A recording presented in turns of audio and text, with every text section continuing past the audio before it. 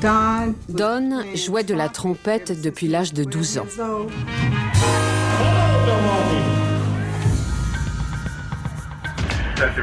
That he's kidnapped, being held hostage. United States phone, truck in the back, the car keys missing, his gun missing, and the security system snatched out. You can see you got rigor mortis and pooling. Blood all over here too. Ça sentait le crime crapuleux.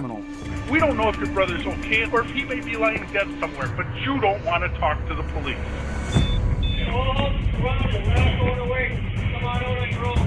Quelqu'un qui fuit et qui se cache, ça éveille les soupçons. I know for a fact that you're lying to me. So you just want to wait and see what...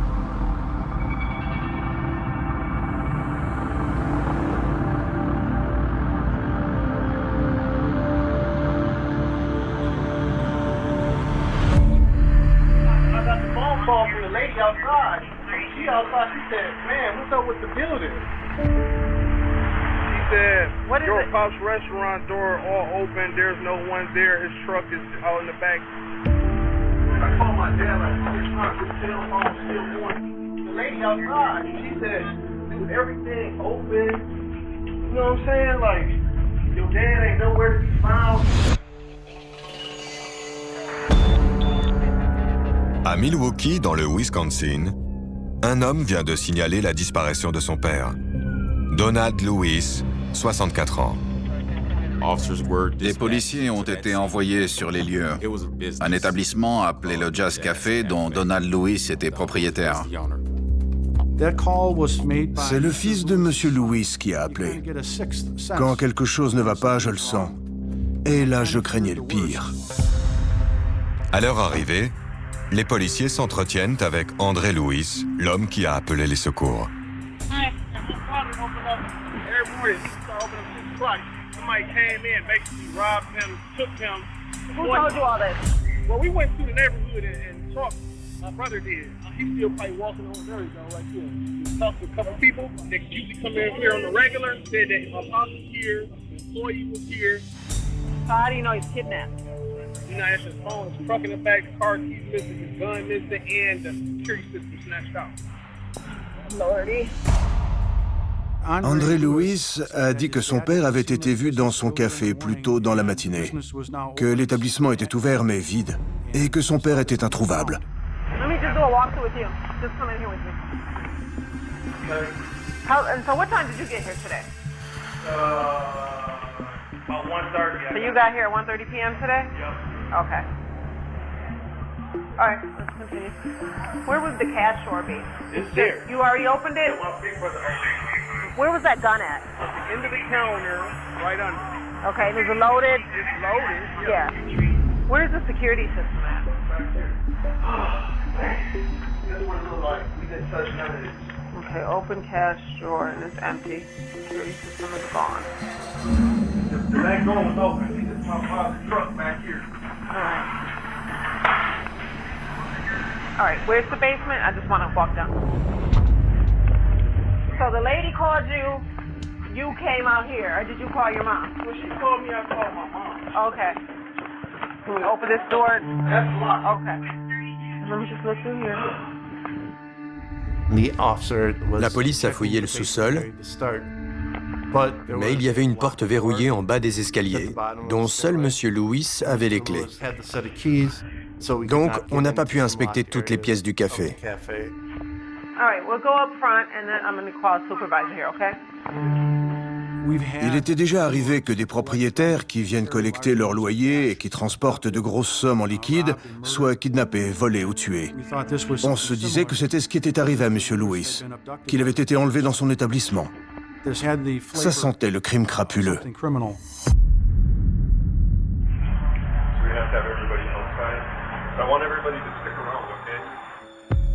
Les enquêteurs commencent à inspecter les lieux à la recherche d'indices.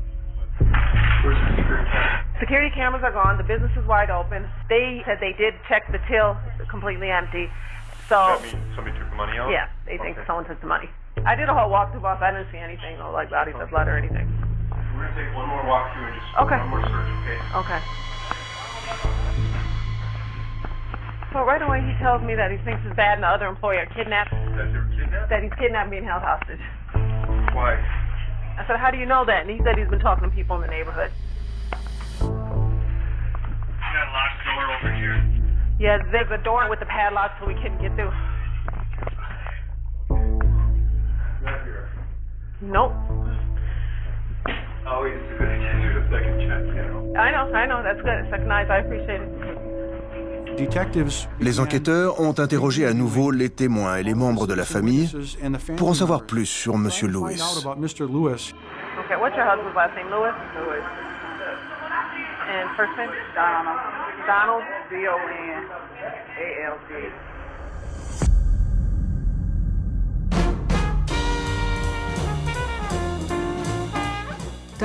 Don était de Tallulah, en Louisiane. Il jouait de la trompette depuis l'âge de 12 ans. Le jazz était sa passion. On était ensemble depuis 36 ans. Il ne passait pas une journée sans jouer. Donald et moi étions très proches. On passait toutes nos journées ensemble. On était plus comme des frères que des cousins.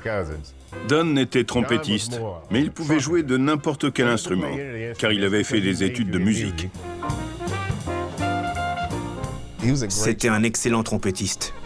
L'une des choses qui comptait le plus pour lui, en dehors de sa famille, c'était sa trompette. Mon père était un grand homme, et il avait plein de cordes à son arc. Il était professeur, entrepreneur, propriétaire. Il était très engagé dans sa communauté. Il faisait beaucoup de choses.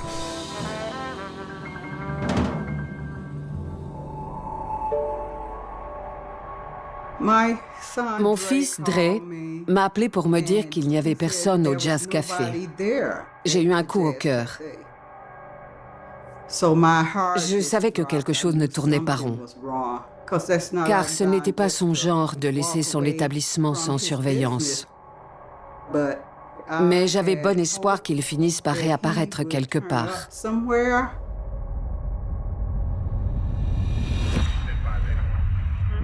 Sur place, la police s'entretient avec un autre fils de Donald, Ronell. I went down here to the car shop down there, and the guy said that he was here at 8:30 for breakfast. Listen, man, my pop's here, and the guy that worked here at 8:30. Jason came. That's the employee? That's the employee came. What time does Jason usually get here? Mom, what time does Jason get here? 6 in the morning. And you're unable to talk to Jason? I don't even have his information. We don't have his information, nobody? I don't even have his information. You don't know where he lives? No.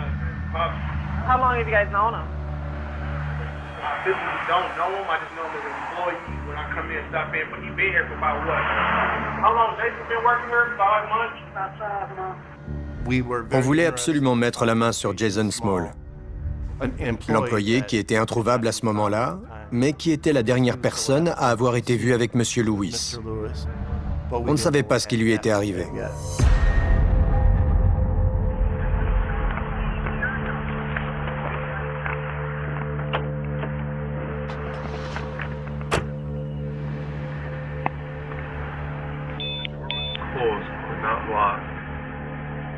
He wouldn't leave his business like that. No.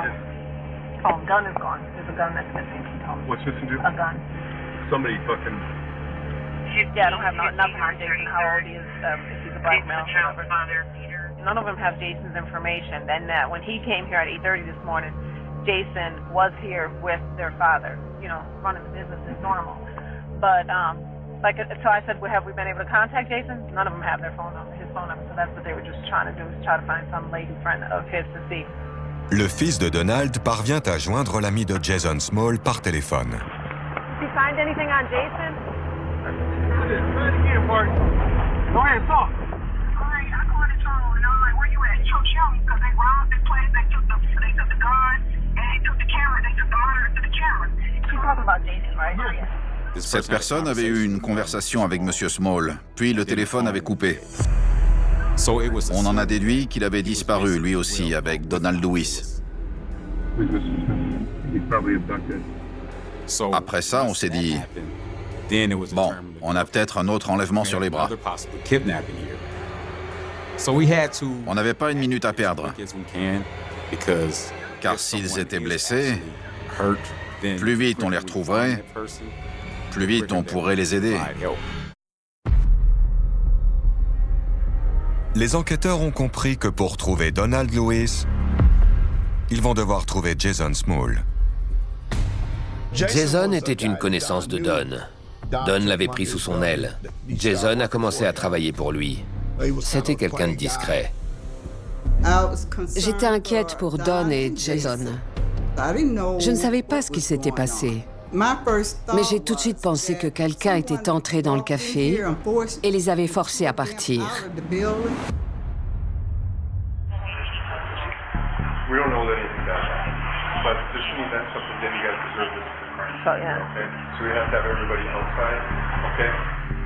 Sur place, les enquêteurs parlent avec une autre amie de Donald Lewis qui est passée au café plus tôt dans la matinée.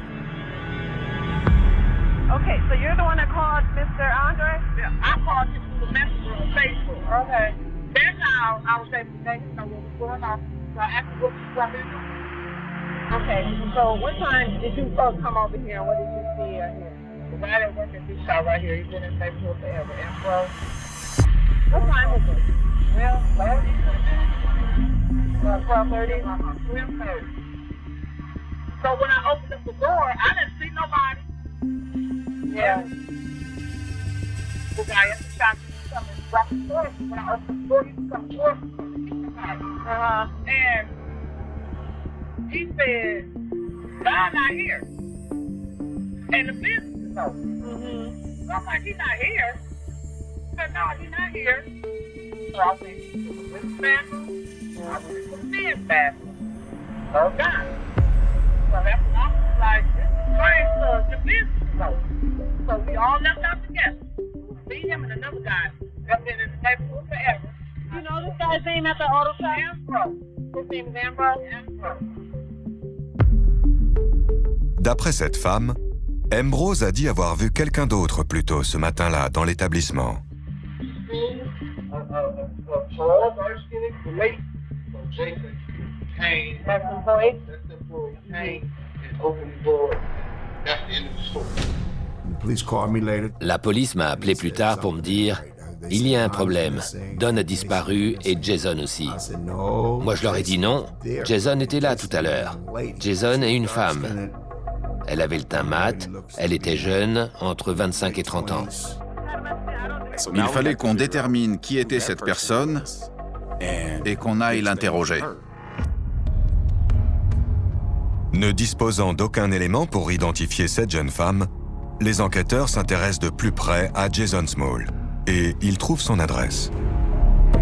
Ils se rendent sur place et ils s'entretiennent avec ses colocataires.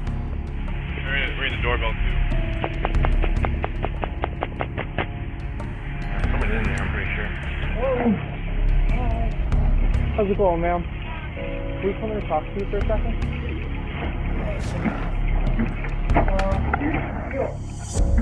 Jason is kind of missing at the moment. Yeah, he came to work. He worked at the, Is it a bar or a restaurant on Condola? 24th and Condola? He was at work today with the owner, and now him and the owner are both missing. So we're trying to figure out if anybody has seen him recently or talked to him. Actually, nothing. He just was earlier, so he's trying to find me. He's like a brother. He's been living with us off and on. And now? The last time I knew he was staying with one of his sisters, Tanya. He might know. Last time I seen him, he probably like in July. Jason ne semblait pas avoir de domicile stable. Il passait quelques mois ici, quelques mois là. Ça nous compliquait la tâche. Après avoir obtenu cette information, ils ont fait des recherches sur sa famille et ils ont localisé sa sœur.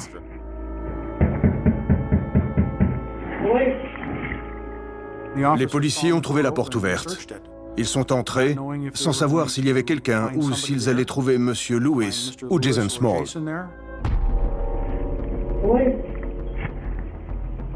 La police fouille l'appartement, mais ne trouve aucune trace de Jason Small ou de sa sœur.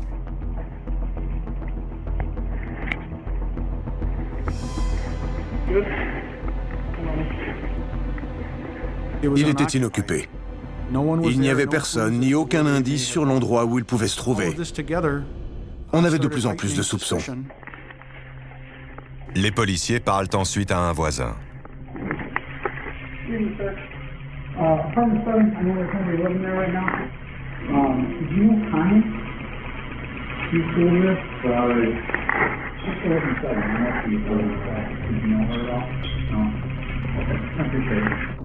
C'était frustrant. On essayait de localiser des personnes qui étaient peut-être en danger, et le temps était compté. Il fallait qu'on recueille d'autres informations sur des proches de M. Lewis et de Jason Small. Pour l'instant, les recherches des enquêteurs n'ont débouché sur aucune piste.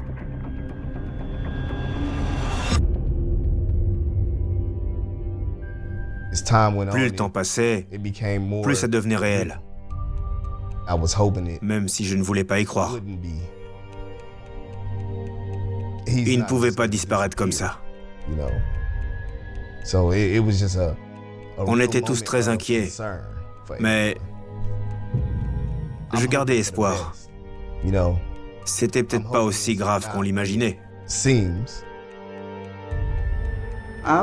J'étais anéantie. Je suis rentrée à la maison en espérant qu'il allait franchir la porte et que tout irait bien. Mais ce n'est pas arrivé. Je n'ai pas fermé l'œil de la nuit. Et le lendemain matin, j'ai réuni des amis pour aller faire le tour du quartier et afficher sa photo.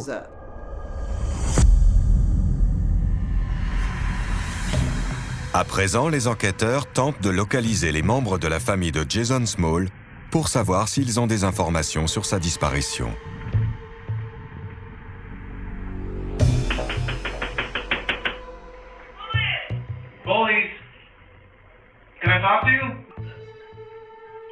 Les policiers ont fini par trouver une de ses sœurs et ils lui ont parlé.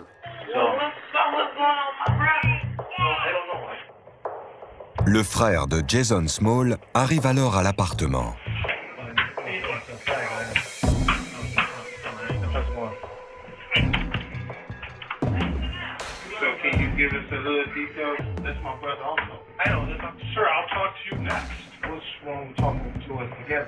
Because I asked her a question, you answer it for her. I asked you a question, she answered. It's better if I do them separate. Now, we have two options here. We can do the talking here separately, and I'll be gone. Or we'll call in social services, have them take the kids, and the three of us will go downtown and we'll talk. So why would you take the kids home, huh? Because we can't take them downtown with us. Okay, so wait. So, hold on. Right now, I'm trying to say, come on, but you getting all the... Like, come on, take him with you. He doesn't want to go put him in cuffs. Sir, you can't put me in cuffs. Oh, yeah, I can, because you're interfering with my investigation. Je comprends la réaction de la famille quand les policiers sont venus. Le frère et la sœur voulaient tous les deux être présents pour savoir ce qui se passait avec Jason. Mais en général, quand la police veut interroger quelqu'un, elle préfère être seule avec lui. Les policiers demandent au frère de Jason Small de sortir. Hold on, sir. Let me talk.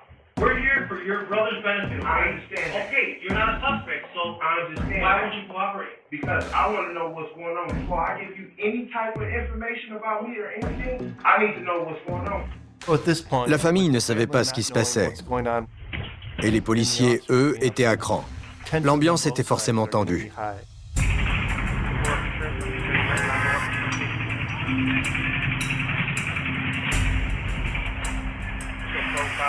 Because I'm black, you feel threatened because you're in my presence? No, because you have a shirt on that and you know, shirt by, but you don't see no holster, no nothing. That's racial profiling. Today it has to do with the black guy versus... Well, because you just assumed. That's the problem with the police. I assumed what? I didn't assume anything. No. I'm checking for my safety. But what about my safety? Exactly. Y'all carrying weapons. Right. Police officers have problem with shooting minorities. Okay. So how you think I feel? Il y a beaucoup de méfiance entre ma communauté et la police. C'était comme ça à l'époque. Et la situation s'est aggravée depuis. C'est un problème auquel on se heurte assez fréquemment dans nos enquêtes. Il y a des gens qui n'ont tout simplement pas envie d'être en contact avec la police.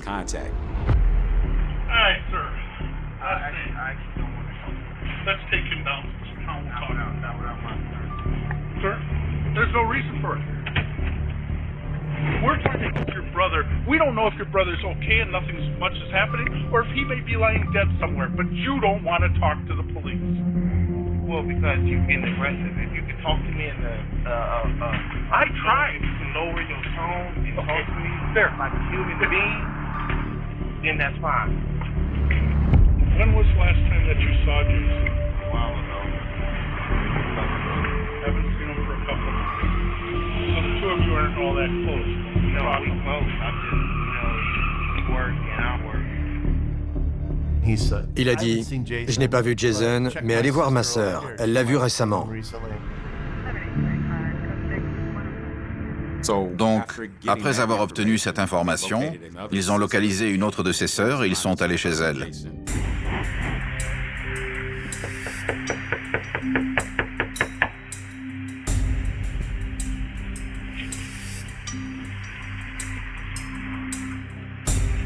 Stairwell straight ahead.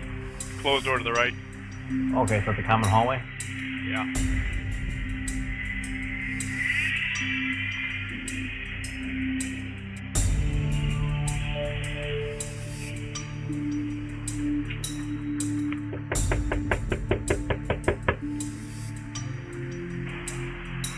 No movement.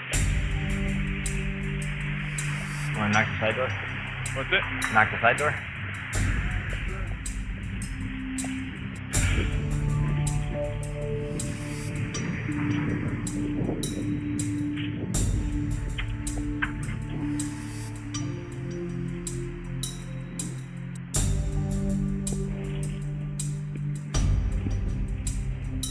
Holy! I thought I heard who is it. Oh, light went on. Wait. Here you go. Contact right here. Holy. Hi there, how you doing? Do you know Jason? Yes. Is your brother? Is he here? No. Are we able to step in and talk to you for a second? Have you heard from him at all? No. We're trying to make sure nothing happened to him. Because he works at that jazz cafe or whatever that is on Fond du Lac. And the owner's not there and he's not there, so we're just trying to make sure that everybody's okay. You know anybody that he hangs out with, where they live? I don't want to say Hampton. I know it's that bar. I can't like the street. You know her name?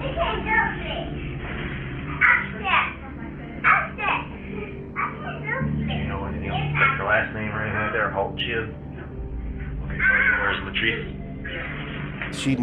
Elle savait qu'il fréquentait une femme noire. Et on savait que Jason avait quitté le café en compagnie d'une femme noire. Mais on n'avait toujours pas localisé ni Jason Small, ni Monsieur Lewis. Le temps jouait contre nous. Les policiers sont toujours à la recherche de Jason Small. Et ils décident de retourner au club de jazz pour une inspection plus approfondie de l'établissement. On a attendu que la famille revienne au café de leur père avec des clés, de manière à pouvoir entrer dans les pièces qui étaient verrouillées.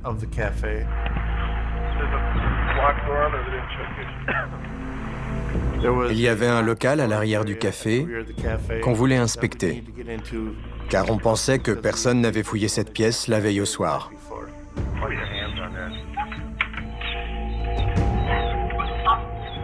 Yeah, there's a gate down there.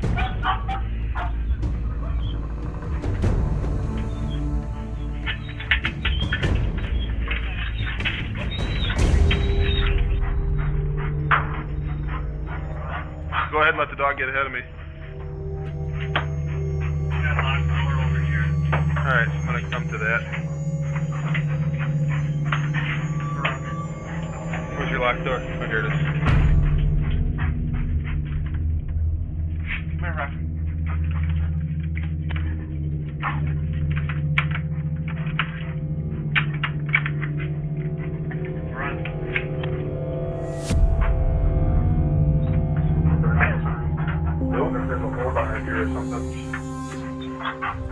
En regardant par la vitre, on a vu des cartons empilés au-dessus d'un objet.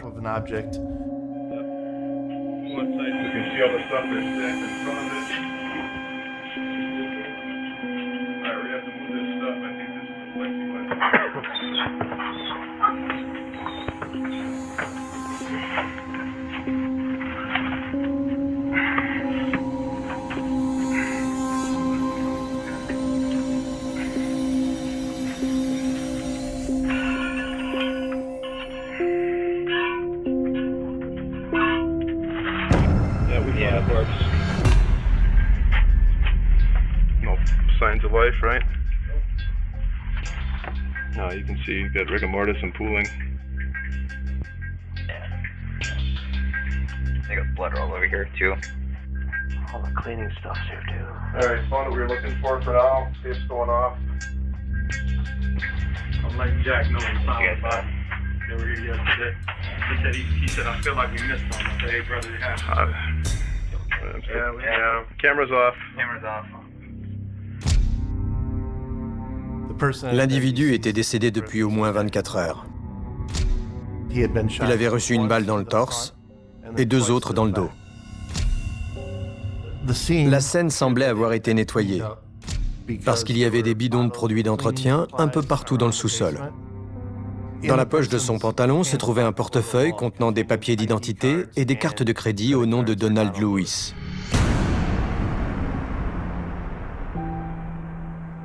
Quand j'ai appris la nouvelle, mon monde s'est arrêté de tourner. Je me suis effondrée. Mon mari était mort. Et je ne savais ni comment ni pourquoi. J'avais jamais entendu ma mère pleurer comme ça. Ça m'a démoli. Je n'arrivais pas à y croire.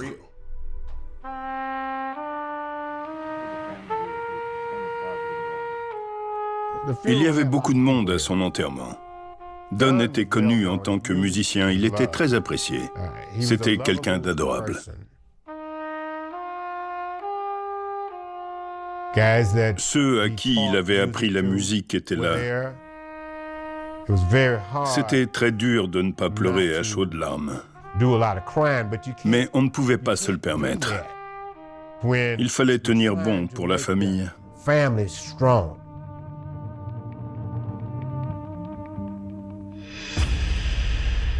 Maintenant, la priorité des enquêteurs est de retrouver Jason Small. Jason Small avait été vu pour la dernière fois avec une femme noire. Et sa sœur avait dit aux enquêteurs qu'il avait une nouvelle petite amie. Il fallait absolument qu'on le retrouve pour savoir s'il était sain et sauf. Grâce aux informations fournies par la sœur de Jason Small, les enquêteurs parviennent à établir l'identité de son ami. Des policiers se rendent à son domicile. Et devant la maison, ils tombent nez à nez avec Jason Small.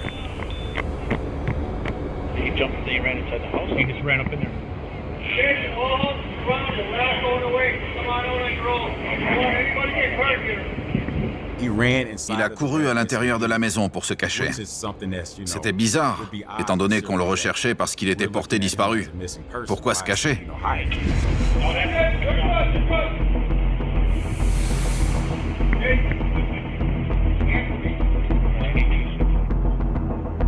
Quelqu'un qui fuit et qui se cache, ça éveille les soupçons. C'est beaucoup plus dangereux.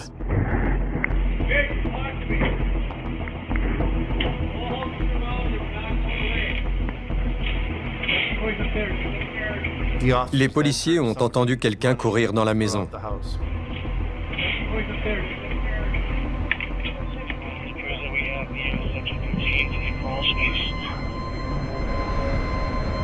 Il était caché dans un coin du grenier.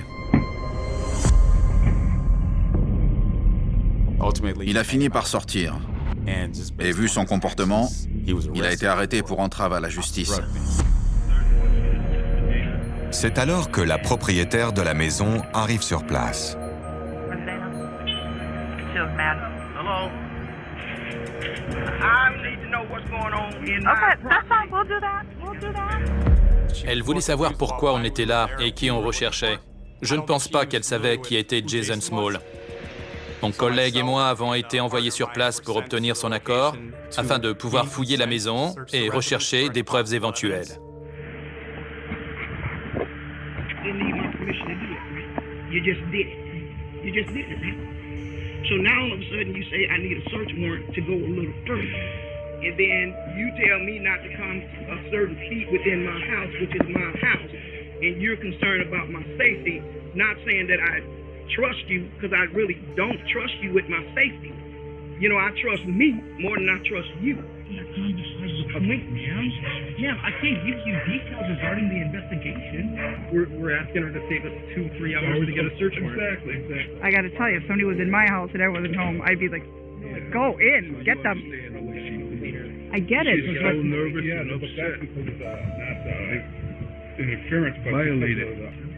But you have to remember who's doing the violating.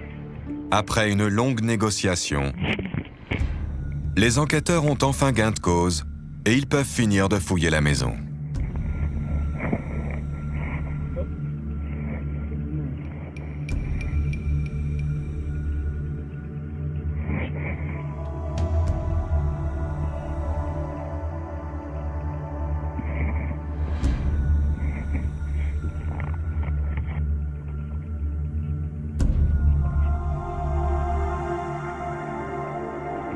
Coming back, Kirby.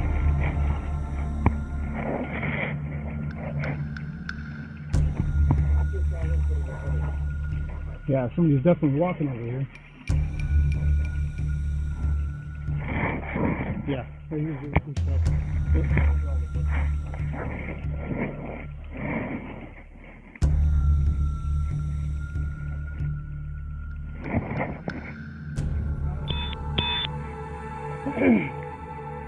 Any evidence or anything?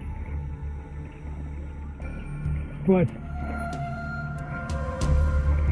it's obvious that you was crawling up here. It's all clear.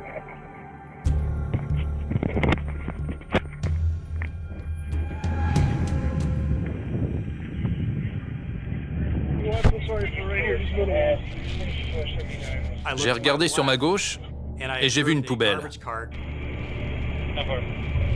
Je l'ai ouverte et j'ai trouvé un sac noir. On l'a sorti pour regarder ce qu'il contenait. Il y avait du matériel de vidéosurveillance et une très forte odeur de détergent émanait du sac.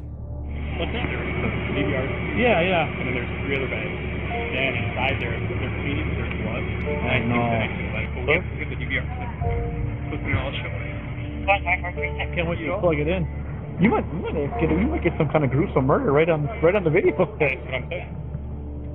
C'était surprenant de trouver toutes ces preuves dans un sac poubelle.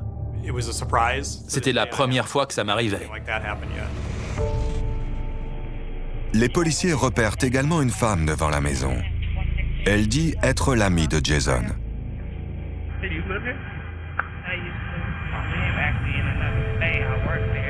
I'm just here on my days off because my kids are still here going to school.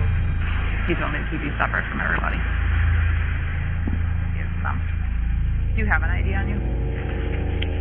Ils apprennent qu'elle s'appelle Michelle et ils décident de l'emmener au poste pour l'interroger.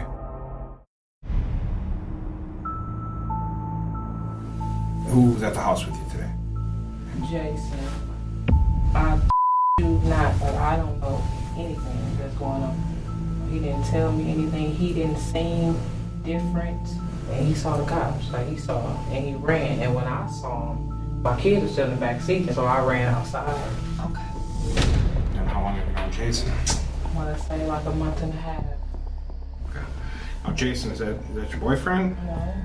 Friend? Yeah, we like becoming acquainted. Okay. I met him at his job on Fond du Lac. Have you met his boss before? Yeah, he cooked my food. Oh, okay. The boss did? Yeah. Je sentais qu'elle nous disait la vérité. Elle ne paraissait pas fébrile. Et elle nous parlait ouvertement des faits.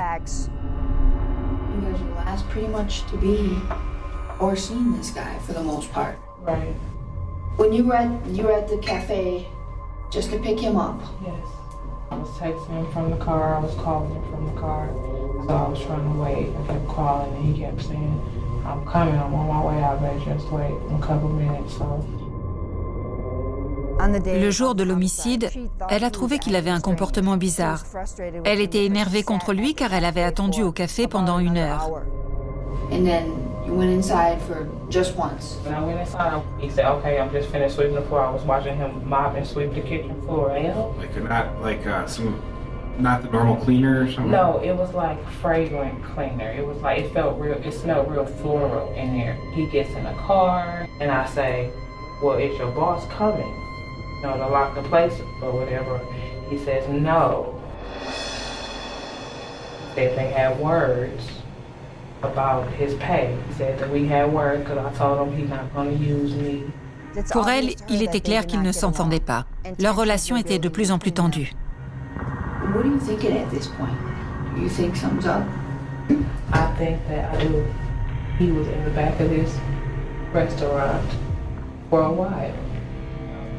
And if, you know, now that this has happened, you know what I mean, my mind wanders. You know, you had to have been doing something back there. He kept telling me he was cleaning up. He been complaining about how his boss been like underpaying him. But I knew it was a history of like something going on. You know, so I knew he was real fed up with his boss. Quand elle a dit que Jason Small avait le sentiment d'être sous-payé, ça a fait tilt. C'est le mobile.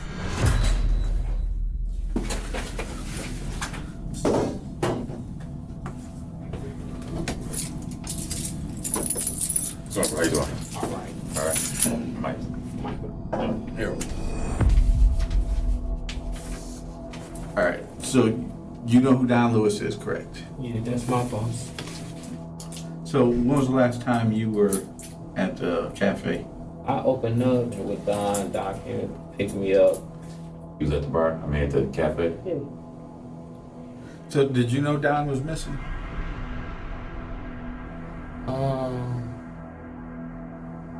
When Party Girl, she work at that cafe with us. She actually had called me around 2, and she was like, "Where you at? You all right? You all right?" She was like, "Don's missing. Don's missing." Did you say anything else to her? Yeah. What'd you say to her? I said, "They got us. They got us." What does that mean? It's like I'm just being like threatened, like, you know. What you being threatened for?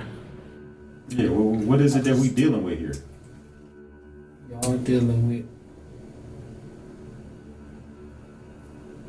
drug dealer gang members that kidnap people for like 18, 20,000. Il essayait de nous faire croire que Donald Lewis et lui avaient été enlevés. Mais il n'a pas été capable d'en dire plus. Où avez-vous été enlevés? Qui sont ces gens? Combien étaient-ils? Qu'est-ce qu'ils portaient? Il n'a pas su répondre. I know for a fact that you're lying to me, and I don't. Okay, but by you being frustrated, man, that's no. What you're doing is you're lying to us. You know what happened to Don. What you mean I know what happened to Don? How you gonna tell me I know what happened to Don? Because Don stopped answering his phone at 10:04. So ain't nobody heard from Don since 10 o'clock yesterday. I want to explain everything to you while the camera is. That we can't do. I'll tell you what we do have right now. The DVR system. Okay. That was taken out of there. We found it. Okay. This is the time when you need to start telling us what's going on, because probably within the next hour or two, we're gonna have access to it. So you just want to wait and let us watch it for ourselves to see what happens, or you want to tell us? I don't want to speak. I was trying to speak, man. Quand on lui a dit ça, il a demandé à avoir un avocat et on a mis fin à l'interrogatoire.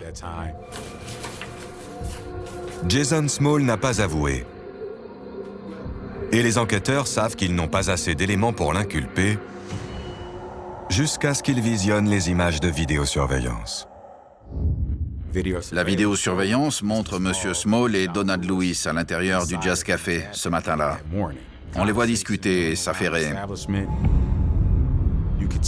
On voit M. Small aller derrière le bar où l'arme était rangée. On le voit prendre un tablier blanc. Et quand il se retourne, on voit qu'il l'a enveloppé. Il tient le tablier et on a l'impression qu'il y a une arme à l'intérieur. Puis, il sort du champ de la caméra. Il a une autre conversation avec Donald Lewis, puis ils entrent tous les deux dans la cuisine. Et en dehors du champ de la caméra, ils descendent les escaliers pour aller au sous-sol. C'est la dernière fois que M. Lewis apparaît sur les images. Ensuite, on voit Jason Small revenir dans le champ de la caméra et on le voit partir avec un sac noir à la main, dont on a établi plus tard qu'il contenait le système de vidéosurveillance retrouvé à l'endroit où il a été arrêté.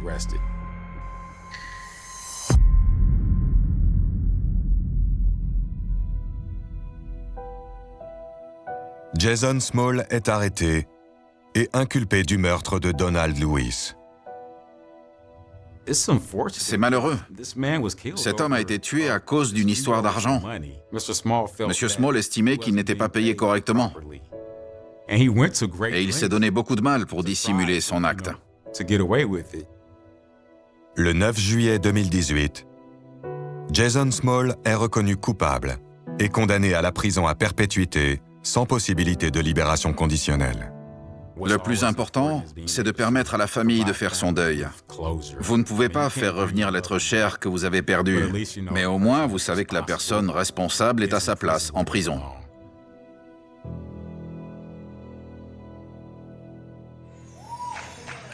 It's time for the one and only Don Lewis. Hello, Milwaukee. I'd like to do a tune that I wrote for the city of Milwaukee. Quand j'entends certaines chansons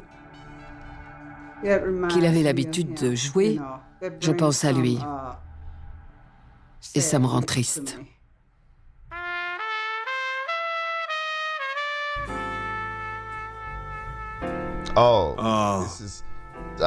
Je prends ce t-shirt avec moi partout où je vais. Je peux pas m'en passer. Tant pis s'il y a des trous dedans. C'est un bout de mon père que je garde avec moi. Partout où je vais, je l'emporte. Même si je le mets pas, il est dans ma valise. Il est à Le vent à Gilgo Beach. Ne se contente pas de souffler, il fouette. Il siffle entre les herbes hautes comme une respiration trop proche de l'oreille, et il donne à Ocean Parkway cette longue route qui traverse la barrière de sable au sud de Long Island. Une impression d'éternité froide. Presque indifference. ICI. L'océan est d'un côté, la baie de l'autre. Et entre les deux, il y a des pinnets, des basses, des marais.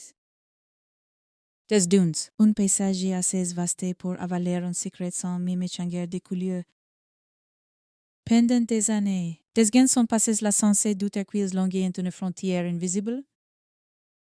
La frontière entre le quotidien et une série de disparitions qui allait finir par éclater comme un cri retenu trop longtemps.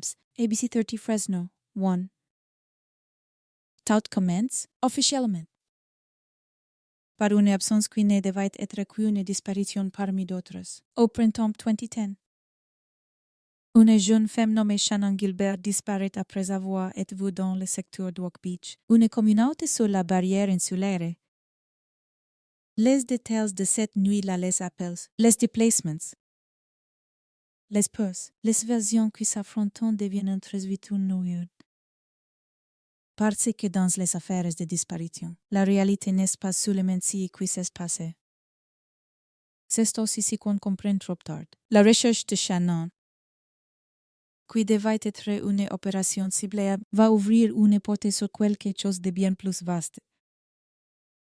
ABC 30 Fresno 1, dans ces premières semaines. Le silence a la forme d'un téléphone qui ne sonne plus, les proches appelant. La police collecte des informations, des pistes se contradisant. Le temps s'étire et le tombe. Dans les disparitions, est un matériau cruel. Place il passé, place l'espoir s'accroche aux scénarios qui rassurent. Elle est partie, elle va revenir. Elle s'est éloignée, elle a choisi de couper. On se raccroche à ces phrases parce qu'elles empêchent le pire d'exister pleinement dans la tête. Mais le pire. Louis n'a pas besoin qu'on y croie pour être réel. En décembre 2010, alors que les recherches se poursuivaient dans la zone d'Ocean Parkway, un policier et son chien avançaient dans les broussailles et païses près de Gilgo Beach, si n'est pas une forêt spectaculaire. C'est justement ce qui donne la nausée après coup. De l'herbe. Des ronces, une terre humide. Un endroit où l'on peut croire que personne ne va là, alors que la route est à quelques mètres. Et là, quelque chose surgit du paysage. Des restes humains, puis d'autres. Puis encore d'autres, en quelques jours. L'enquête change de nature. On ne cherche plus seulement une disparue. On découvre un couloir de mort dissimulé en plein air, ABC 30 Fresno. 1. 4 femmes sont retrouvées relativement proches les unes des autres le long d'Ocean Parkway. Leurs noms? Plus tardy. Se fixeront dans la mémoire, collective comme une formule triste. Presque administrative, les Gilgo 4. Maureen Brainerd Barnes, Melissa Barthélemy, Megan Waterman, Amber Lynn Costello. 4 vies reliées par une même fin, et par un même point commun qui, dès le début, rend l'affaire politiquement et moralement explosive. La plupart étaient des travailleuses du sexe qui faisaient de l'escorte, certaines via des annonces en ligne. Et des quasi modestes dans les escortes, prostitution enceinte la vieille mécanique sociale se mettre en marché. Le jugement, les sous-entendus. La facondant certains, trop vite, transformant la victime en explication, or ici. Rien n'explique, rien ne justifie. Cela ne fait que dessiner une vulnérabilité. Et un prédateur qui sait repérer une vulnérabilité comme on repère une porte mal fermée. 6 ABC Philadelphia 2. L'affaire prend un autre relief. Plus glaquant encore, quand on comprend que le tueur ou l'une des tueurs. Car ici stade l'ombre à plusieurs formes possibles n'a pas seulement agi dans le secret. Il a aussi. Parfois, Churchill Hunter. Dans le cas de Melissa Barthélemy, des proches rapportant des appels moqueurs. Passes depuis le téléphone de la jeune femme vers sa sœur, comme si l'auteur voulait prolonger la prise.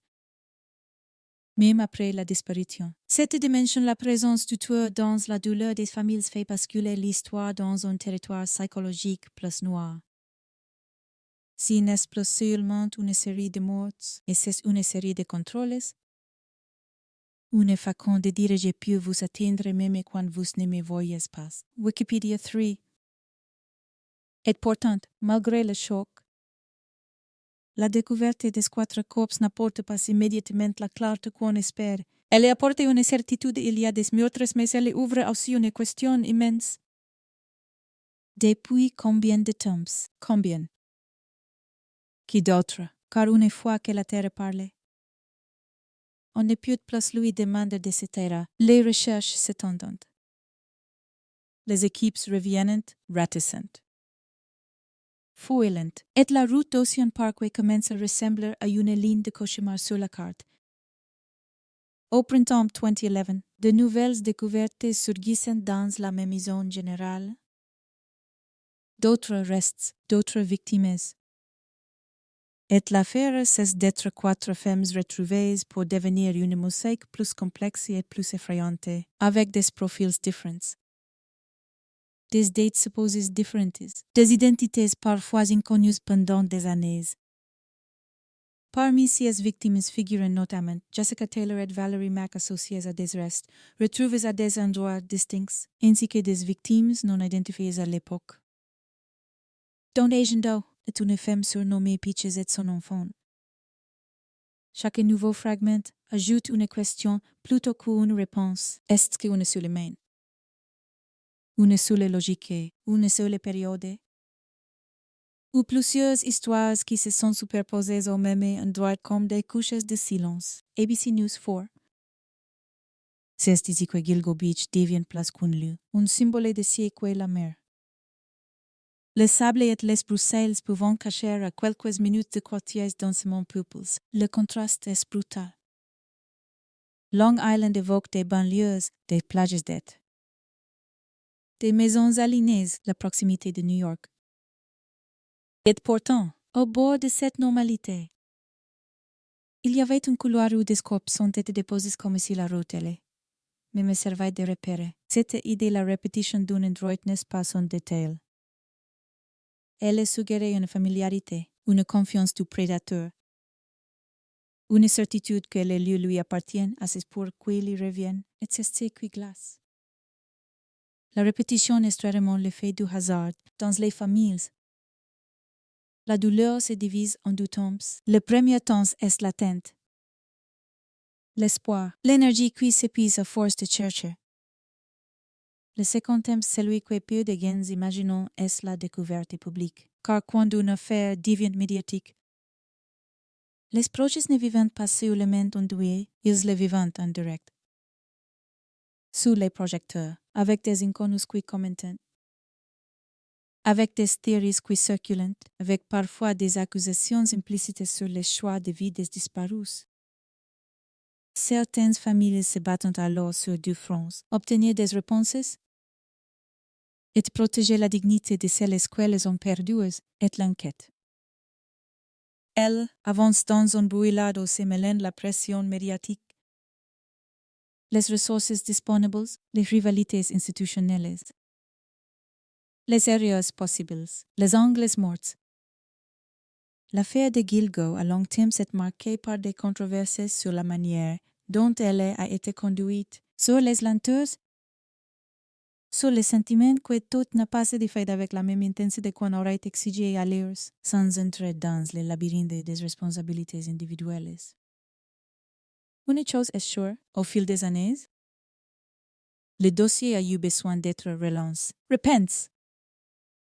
Review, comme si l'affaire elle-même résistait aux méthodes traditionnelles. C'est ce qui conduira plus tard à la création d'une task force dédiée, formée par le procureur du comte de Suffolk et plusieurs agences. Pour réexaminer et accélérer l'enquête, Suffolk County de Org 5. Mais dans cette première période, celle où les découvertes s'enchaînent entre 2010 et 2011, la sensation dominante n'est pas encore la réforme. C'est le vertige d'un endroit qui donne plus de morts qu'il ne donne de réponses. Le vertige d'un profil de victimes qui expose une réalité que beaucoup préfèrent ignorer. Dans certaines marges, disparaître est plus facile, plus silencieux, plus lente à déclencher l'alarme. Est un prédateur. Quel qu'il soit, vite précisément de cette lenteur. Gilgo Beach, assis stade. Est une enquête sans visage, un dossier qui se passe.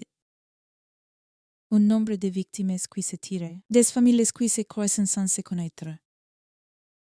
Réunies par la même absence, la police cherche des liens. Téléphones, annonces, déplacements, traces. Les médias cherchent un surnom, Long Island Serial Killer. Et ce surnom, comme tous les surnoms, a un double effet, à attirer l'attention. Mais il risquait aussi de transformer des personnes en éléments d'une légende, où la réalité est plus froide que la légende. Elle est faite d'une route, de marais, de sacs, de nuits qui se ressemblent peut-être, et d'un homme ou de hommes qui a su profiter de ce que la société ne protège pas assez. La première décennie de l'affaire s'ouvre donc ainsi. Par une disparition qui mène à une découverte, puis par une découverte qui révèle une série, puis par une série qui révèle un gouffre, et dans ces gouffres. Une question commence à s'y former, Lord. Insistante, impossible à éviter. Si les corps étaient là, si proches de la route, si proches de la normalité, qu'est-ce qui a permis à cette histoire d'exister si longtemps sans être stoppée? Le vent continue de souffler sur Ocean Parkway, in different aux cameras, in different aux conférences de presse, in different aux prières des familles. Il continue parce que la nature n'a pas de morale, mais la morale, ici, n'appartient pas aux vents. Elle appartient aux vivants. Et plus l'enquête avance, plus une autre vérité s'impose. Si dossier ne sera pas seulement une chasse à un coupable, il sera un test de persévérance, un test de respect pour les victimes, un test d'égalité dans l'attention accordée aux disparitions, un test de capacité à regarder les marges sans détourner les yeux, car désormais, Gilgo Beach n'est plus un endroit où l'on passe, c'est un endroit qui regarde en retour. Un long ruban de route qui semble dire « Vous avez trouvé les corps ». Maintenant, trouvez le reste. Et au moment où cette première phase s'achève, les découvertes, les identifications partielles. L'ombre d'un tueur, son visage, une tension nouvelle s'installer, celle d'une enquête qui refuse de mourir, qui s'accroche à travers les années, et qui, un jour, finira par forcer la porte de quelqu'un. Mais avant ce jour, il faudra traverser la partie la plus éprouvante. La longue saison des fausses pistes, des attentes, des promesses, et de cette question qui ne la passe. Combien de temps un tueur peut-il rester invisible quand ses victimes? Elles n'ont jamais été invisibles pour ceux qui les aiment. La route n'avait pas bougé. Ocean Parkway continuait de s'étirer comme un ruban gris entre les marais et l'Atlantique. Avec ces lampadaires espaces, si espins tordus par le sel. Et si vent qui donne l'impression qu'une voix vous suit sans jamais se montrer, après les découvertes de 2010 et 2011. Long Island aurait voulu croire qu'un tel choc force forcément la vérité à sortir, comme si la terre, une fois ouverte, ne pouvait plus se refermer. Mais l'enquête n'a pas explosé vers une arrestation. Elle cesse. Au contraire, étirée dans une longue saison d'attente, une attente épaisse, frustrante, parfois scandaleuse, où chaque promesse de progrès semblait se dissoudre dans les Bruxelles. Au début, il y avait cette illusion presque logique, puisque les corps ont été trouvés, puisque les victimes ont été regroupées par un lieu. Un schéma finira par apparaître. Or, le schéma, ici, n'était pas seulement criminel, il était aussi institutionnel. Les familles les sentaient dans leurs os. Ce dossier n'avançait pas à la vitesse qu'il aurait dû. Et plus le temps passait, plus la question changeait de forme. Si n'était plus seulement qui a fait cas. Mais qu'est-ce qui empêche qu'on le trouve? Dans un monde où l'on s'imagine la police comme une machine à réponses, une affaire qui devient un poison. Elle nourrit les rumeurs, elle fabrique des ennemis invisibles. Elle fracture la confiance, elle transforme chaque retard en soupçon. Dans cette stagnation, la disparition de Shannon Gilbert restait comme une épine. Son nom avait ouvert la porte de Gilgo, et pourtant, son histoire a elle demeurée contestée, classée. Discutée comme si elle appartenait à une zone grise que personne ne voulait éclairer complètement. Le bureau du médecin légiste de Suffolk a eu un moment. Classé la cause de sa mort comme indéterminée, tandis que d'autres positions officielles ont évoqué l'idée d'un décès accidentel, une version que sa famille a publiquement refusée pendant des années. Cette tension-là a créé un courant souterrain dans l'affaire, l'impression qu'il existait plusieurs vérités parallèles. Plusieurs récits qui se contredisent sans jamais se rejoindre. CBS News 1. Pendant que les familles vivaient avec ces brouillades, l'enquête elle-même semblait enfermée dans ses propres limites. On cherchait un homme sans visage dans un décor qui avalait les traces. Cell, Hugh, Sable, Temps, on cherchait Ozzy. C'était plus difficile à admettre. Dans un environnement humain où les victimes étaient trop facilement réduites à une étiquette.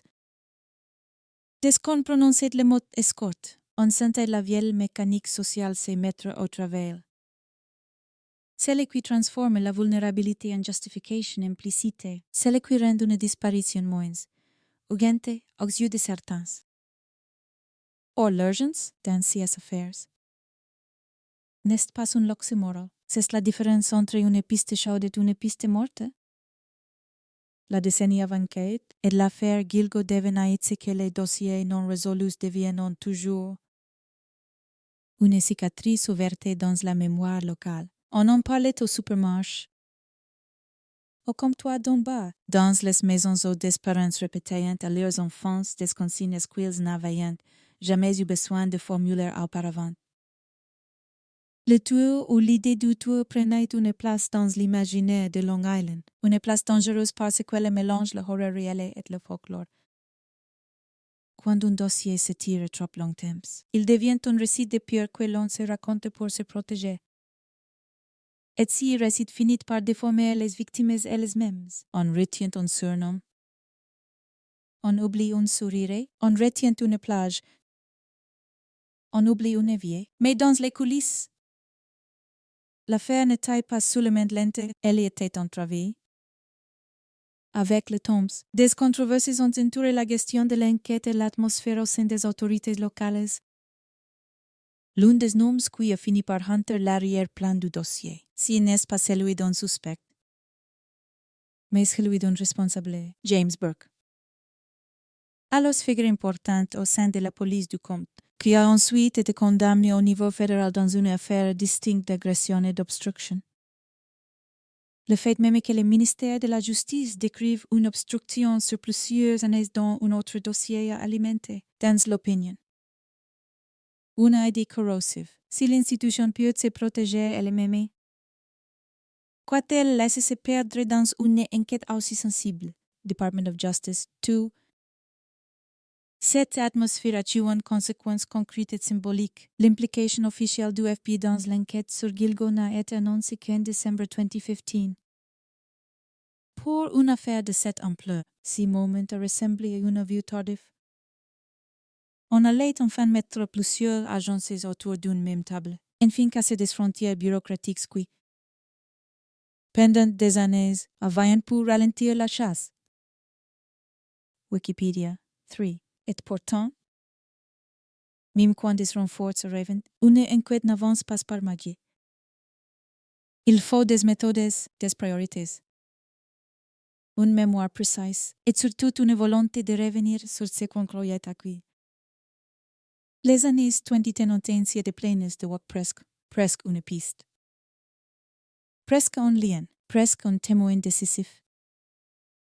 On parlait de téléphones prépaid, de messages, d'indices techniques qui existaient mais qui, à l'époque, ne pouvaient pas être exploités comme aujourd'hui. On parlait d'une ceinture retrouvée et rendue publique plus tard. Comme si l'enquête, à force de sa longueur, devait finir par demander de l'aide au public par jeter une bouteille à la mer. Et chaque fois qu'un élément refait cette surface, les familles avaient la même réaction contradictoire. L'espoir, puis la fatigue. L'espoir, parce que peut-être cette fois. La fatigue, parce que pourquoi pas plus tôt. Le temps, dans une affaire comme Gilgo. N'est pas neutre, il rend certaines technologies obsolètes. Puis il les rend soudain utiles à nouveau, il enterre des témoins. Puis il en libère d'autres, il use des souvenirs. Mais il rend aussi des comportements plus visibles, une répétition. Une routine, une habitude qui, sur le moment, semblait anodine. Deviant, des années plus tard. Une trace de caractère est dans le silence de cette décennie. Quelque chose me recette. L'idée que la vérité ne viendrait pas d'un coup de chance, mais d'une révision complète, presque une renaissance de l'enquête. Cette renaissance commence réellement au début des années 2020. En 2022, le procureur du comte de Suffolk, Ray Tierney, annonce la création d'une task force dédiée au dossier Gilgo, avec une logique simple mais radicale. Reprendre tout, relire tout, comparer tout, sans respect pour les habitudes du passé. Les mots peuvent sembler politiques, mais l'acte, lui, est crucial. Une task force, c'est une promesse de continuité et de concentration.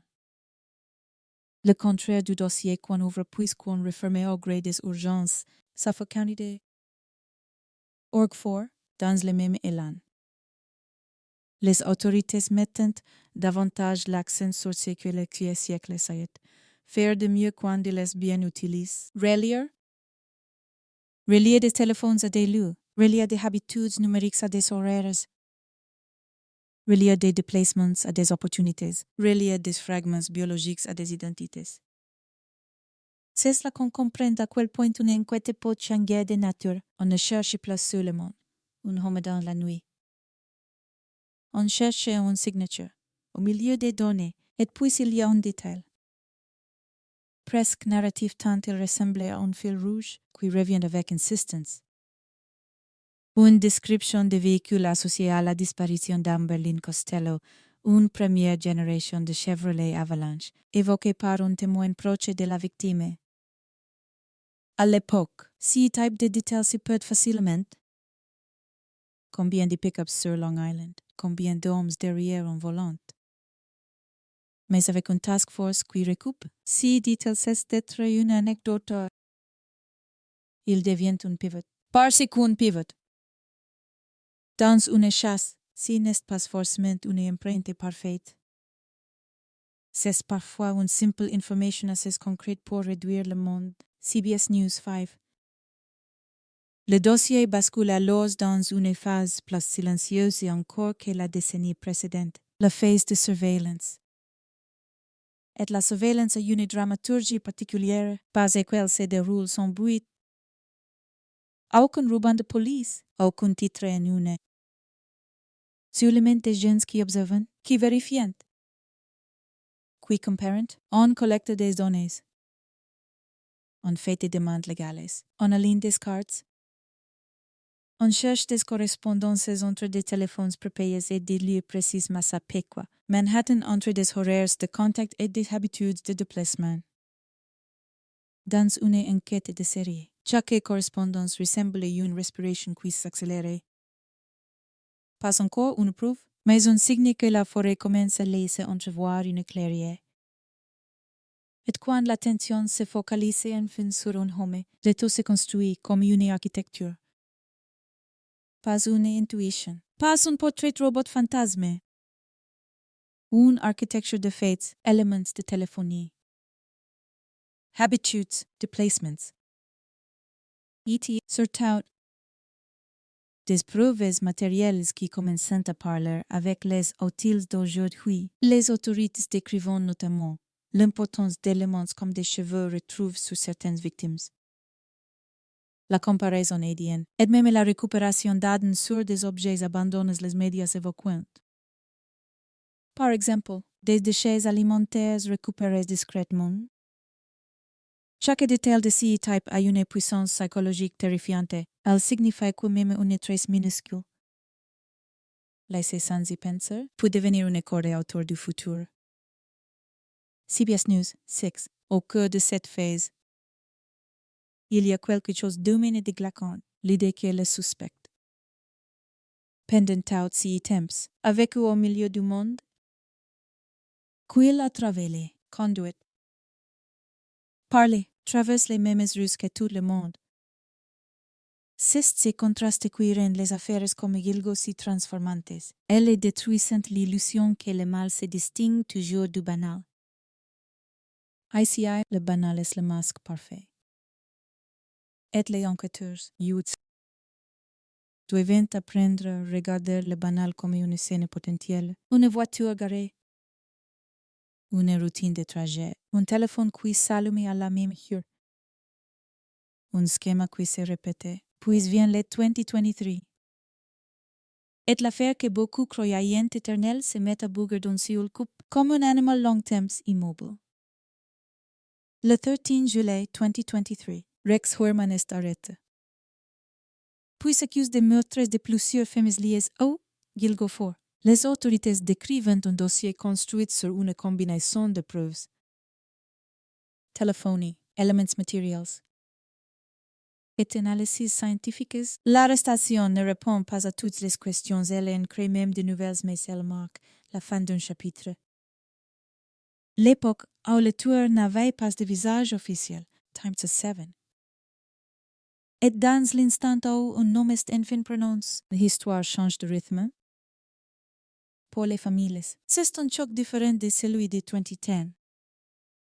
Non plus la découverte du crime, mais la confrontation avec une possibilité de conclusion. Pour le public, c'est la tentation immédiate de croire que tout est fini. Mais les enquêteurs, savent que l'arrestation n'est pas un point final, c'est une porte ouverte sur le passé parfois. Sur un passé plus ancien que prévu, car c'est 2024. Puis 2024 to 2025. Des actes d'accusation supplémentaires sont annoncés, élargissant la liste des meurtres imputés à Hoyerman et repoussant potentiellement la chronologie alléguée jusque dans les années 1990, ce qui change l'échelle mentale de l'affaire. On ne parlait plus seulement d'un tueur des années 2000 to 2010, mais d'un nombre qui aurait pu traverser plusieurs décennies. Wikipédia 3. Et pourtant, même avec un suspect, Gilgo conservait sa part de nuit. Parce qu'il restait des victimes non identifiées, des liens incertains, des débats comme que lui autour de Shannon Gilbert, et cette question qui refuse de mourir. Est-ce une seule main, une seule logique?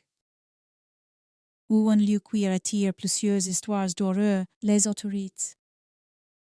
En identifiant certaines victimes longtemps restées anonymes grâce à des méthodes modernes, notamment la généalogie génétique, montrant que le dossier ne cherchait pas seulement un coupable, mais aussi des noms, des vies rendues au langage humain. Mais chaque nom retrouve rappelle aussi une vérité brutale. Pendant des années, 6 personnes ont été des absences sans réponse. AP News 8. L'attention de Gilgo, à CE Stade, ne vient plus de la découverte des corps, ni même uniquement de la chasse aux suspects. Elle vient de la presse, comme elle racontait une affaire qui a exposé en plein jour la manière dont certaines vies peuvent être moins protégées, moins crues, moins urgentes. Comment s'assurer que l'arrestation ne serve pas de rideau, mais de point de bascule? Et surtout, comment tenir la promesse la plus difficile? C'est que, la prochaine fois qu'une disparition sera signalée, on écoutera le murmure avant qu'il devienne une route hantée par le vent dans la partie suivante. Tout va se resserrer autour de ces moments précis où les anciennes pistes cessent d'être des ruines et deviennent des rails, autour de la manière dont un task force a relu le dossier. Comment un véhicule, des données de téléphonie et des traces infimes ont fini par dessiner un nom. Et autour d'une réalité qui, à elle seule, fait frissonner, parfois. La vérité n'arrive pas parce qu'elle était introuvable, mais parce qu'il a fallu, d'abord, apprendre à regarder les victimes sans détourner les yeux. Le jour où l'enquête recommence vraiment, elle ne recommence pas avec des sirènes, elle recommence avec des gens qui marchent sans se faire remarquer. Avec des dossiers qu'on rouvre la nuit, avec des cartes qu'on étale sur une table comme si l'on cherchait à faire apparaître un visage dans un brouillard. Pendant des années, Gilgo Beach a été une affaire qui vivait dans les vents et les ronces. Une affaire qui vous donne l'impression qu'elle ne voulait pas être résolue, qu'elle préférait rester une légende sombre au bord de l'Atlantique. Puis, soudain, au début des années 2020, quelque chose change. La ville cesse d'attendre un miracle et décide de fabriquer une méthode, c'est là que la task force devient presque une mode. Quand le procureur du comte de Suffolk annonce qu'une équipe dédiée reprend l'affaire, ce n'est pas seulement une promesse médiatique. C'est un changement d'attitude. On ne cherche plus un coupable quelque part. On cherche un schéma précis, un rythme. Des habitudes, des gestes répétitifs.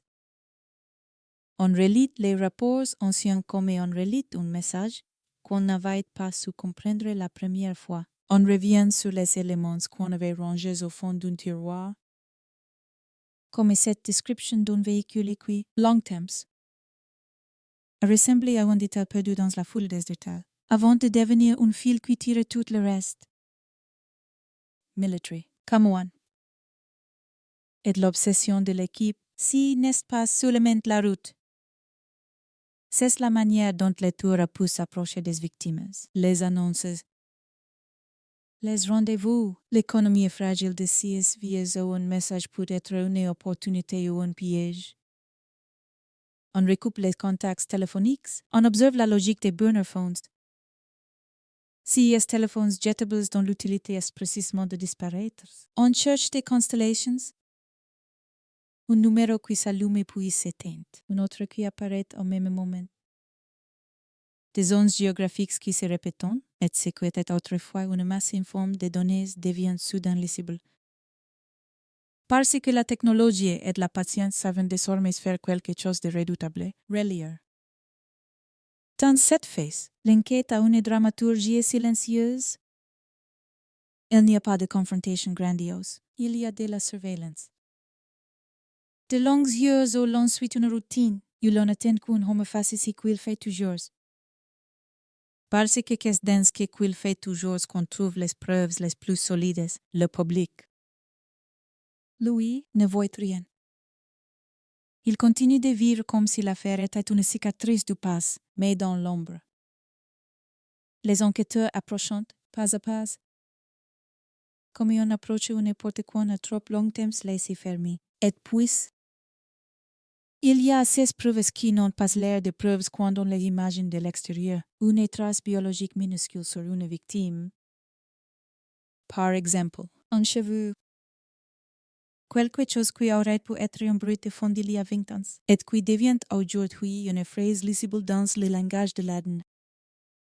On parlait aussi de cette méthode presque banale, presque absurde, qui fait frissonner parce qu'elle dit à quel point le futur peut rattraper les passes, récupérer discrètement de l'ADN sur des objets jetés, des déchets abandonnés, pour comparer, confirmer, resserrer l'étau.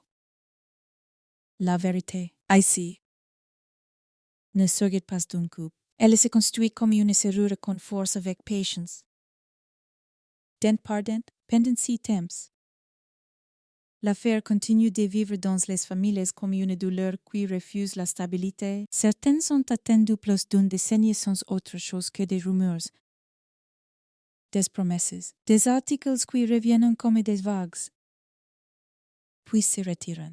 Si qu'on oublie souvent, c'est ce que l'attente elle-même est une forme de traumatisme. On n'est ni dans le deuil complet ni dans l'espoir sain. On est dans un état suspendu où chaque information peut tout renverser, et quand l'enquête commence à se rapprocher d'un homme. Ce n'est pas seulement une bonne nouvelle, c'est aussi une menace émotionnelle. La possibilité d'une fin ou la possibilité d'un nouveau gouffre. Late 2023 arrive comme un changement de lumière sur Long Island. Tout semble plus clair, plus quotidien. Et c'est précisément dans cette clarté que l'affaire bascule, le 13 juillet 2023. Un homme est arrêté, Rex Hoyerman. Et l'effet sur l'opinion est immédiate, presque physique. Parce que tout ce qui était le tueur une silhouette abstraite, une présence dans le vent d'Ocean Parkway, devient soudain un visage. Un nom, un point sur une carte, Les autorités annoncent des accusations liées au meurtre de plusieurs femmes du Gilgo Fort et décrivent un dossier bâti sur un assemblage de preuves, notamment la téléphonie et des éléments scientifiques ABC 30 Fresno 2. Mais l'arrestation d'un ce type d'affaires n'est jamais un soulagement simple. C'est un basculement vers une autre forme de suspense. Est-ce que le dossier tiendra? Est-ce que la preuve sera assez solide pour résister à la tempête d'un procès? Est-ce que l'accusation raconte une histoire cohérente? Ou est-ce qu'elle s'expose à l'éclatement? Hoyerman plaide non coupable. Et cette simple formule non coupable agit comme une nouvelle gifle sur les familles. Non pas parce qu'elle s'attendant à des aveux, mais parce qu'elle s'avance que c'est mot impliqué. Une bataille, des mois, des années, des audiences, des détails qu'on va répéter jusqu'à ce que la douleur devienne presque administrative. Wikipédia 3. Et pendant que la justice se met en place, une autre réalité avance. Place sournoise, l'idée que l'affaire est plus vaste que ce qu'on annonce au départ. Parce qu'on suspecte, dans une série, n'est jamais seulement une fin. Il est une porte.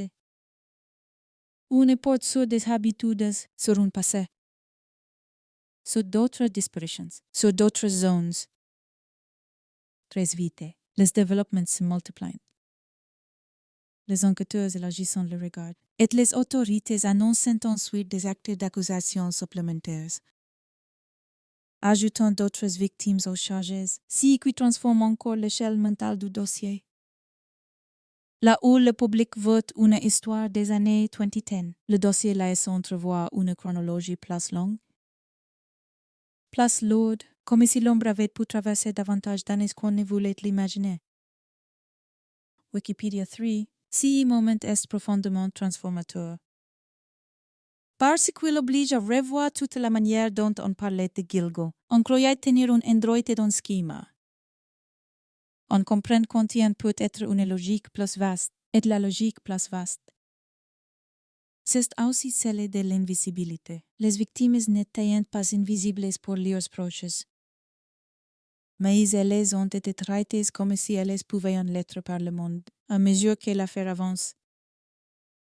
Les identifications de victimes longtemps restées anonymes rendues possibles par des méthodes modernes comme la généalogie génétique rappellent une vérité brutale pendant des années. Des personnes ont existé dans l'enquête comme des surnoms, des silhouettes, des fragments, retrouver un nom. C'est rendre une existence au langage humain, mais c'est aussi admettre combien de temps cette existence a été laissée sans réponse. Et malgré tout, l'ombre de Gilgo ne disparaît pas. Parce qu'il reste des incertitudes, la place exacte de Shannon Gilbert dans l'histoire reste un point de tension émotionnelle et publique. Avec des versions qui ne se superposent pas parfaitement d'une famille qui a longtemps contesté la manière dont on racontait sa fin, et il reste surtout cette question. La plus inquiétante, celle qui revient dès qu'on prononce le mot serial. Si un homme est capable d'agir, est-ce que tout ce qu'on trouve à Gilgo lui appartient? Ou est-ce que Gilgo, comme un lieu maudit, a été un point de dépôt pour plusieurs histoires, l'enquête? Ainsi précisante. Rinse the question plus tranchante. Pas moins, ABC News 4. Dans cette partie de l'histoire, le suspense n'est pas celui des corps retrouvés dans les Bruxelles. Le suspense est celui du mécanisme qui a enfin accroché le bon engrenage, comme une description de véhicule. Des données de téléphonie, une patience de plusieurs années et des traces minuscules ont fini par converger vers son nom. Et si suspense-là esclave en particulier révèle quelque chose de simple, le tueur n'a peut-être pas été introuvable. Il a peut-être été trop bien camouflé derrière la banalité, derrière la routine. Derrière le fait que certains dossiers, pendant trop longtemps, n'ont pas eu la même urgence qu'ils auraient dû avoir. La nuit continue de souffler sur Ocean Parkway. Mais elle n'a plus la même souveraineté. Pour la première fois depuis longtemps, l'affaire semble tenir une direction claire, une trajectoire judiciaire. Une possibilité de vérité complète, pourtant. Cette trajectoire ressemble à une couloir en avance. On voit une lumière au bout, mais on sait qu'il reste des portes sur les côtes. Des portes qui peuvent cacher d'autres noms, d'autres liens, d'autres révélations, et peut être la réponse la plus lourde. Combien de temps l'ombre a-t-elle vraiment duré? Et c'est précisément à cet endroit que la narration se resserre encore. Parce que l'étape suivante, si n'est pas seulement un homme arrêté, c'est l'après de l'arrestation. Les fouilles, les éléments matériels, les confrontations de preuves, la construction d'un dossier qui devra résister au fil d'un procès, et l'effort de donner une cohérence à une affaire qui, pendant plus d'une décennie, avec ou dans le flou, Gilgo Beach a cessé d'être seulement un lieu où l'on enterre la peur. Il devient maintenant un lieu où l'on exige des réponses et où chaque réponse risque d'ouvrir une question plus profonde encore. La nouvelle d'une arrestation, dans une affaire comme Gilgo, ne se répand pas comme une information. Elle se répand comme une onde de choc. Elle traverse Long Island, remonte vers Manhattan, revient sur Ocean Parkway. Et soudain, la route n'est plus seulement une ligne de bitume au bord des dunes. Elle devient un couloir qui mène à un homme. Le 13 juillet 2023. Quand les autorités annoncent l'arrestation de Rex Heuermann, l'échange d'un site. Après plus d'une décennie d'incertitude, après des années où le dossier semblait vivre dans un brouillard, la silhouette abstraite du Long Island serial killer se condense en une personne réelle, un homme, un âge, une adresse, une vie quotidienne. Et c'est précisément cette banalité qui fait le plus peur, parce que l'idée du monstre est rassurante tant qu'elle reste une idée. Lorsqu'elle devient un voisin possible, un collègue possible, un visage croise sans y penser, la sécurité intérieure s'effondre. CBS News 1. Mais l'arrestation n'est pas une fin. C'est une porte sur un chantier judiciaire et émotionnel où tout doit maintenant être prouvé. Piece par piece, sans l'aide du frisson. Sans le confort du geste évident dans les jours qui suivent. Le public voit les images, entend les déclarations, cherche des réponses instantanées les familles. Elles sentent autre chose. Un mélange violent d'espoir et de panique. L'espoir parce qu'un homme signifie enfin une trajectoire possible vers la justice. La panique parce que ce nom signifiait aussi des audiences, des procedures. Des années de bataille où chaque détail sera discuté, contesté. Retourne, comme si l'on devait revivre la douleur au ralenti pour la transformer en vérité légale. L'enquête, elle est, se dévoile par fragments, et ces fragments sont une dramaturgie froide. On comprend que l'affaire n'a pas été résolue par une révélation soudaine, mais par une accumulation méthodique. Des centaines de demandes, de mandats, de recoupements, les autorités décrivent un dossier construit sur des éléments de téléphonie et les téléphones burners. Les communications, les localisations et sur des preuves matérielles et scientifiques. Notamment des comparaisons ADN. Et là, quelque chose basculé dans l'imaginaire collectif. La peur ne vient plus seulement d'un homme qui a tué. Elle vient d'un homme qui a pu penser qu'il laisserait si peu de traces qu'il resterait invisible à jamais. Alors même que des traces minuscules, des années plastades, pouvant devenir une corde solide. CBS News 2. Dans l'arrière-plan de cette construction, certains détails reviennent comme des repères obsédants. Un véhicule d'abord.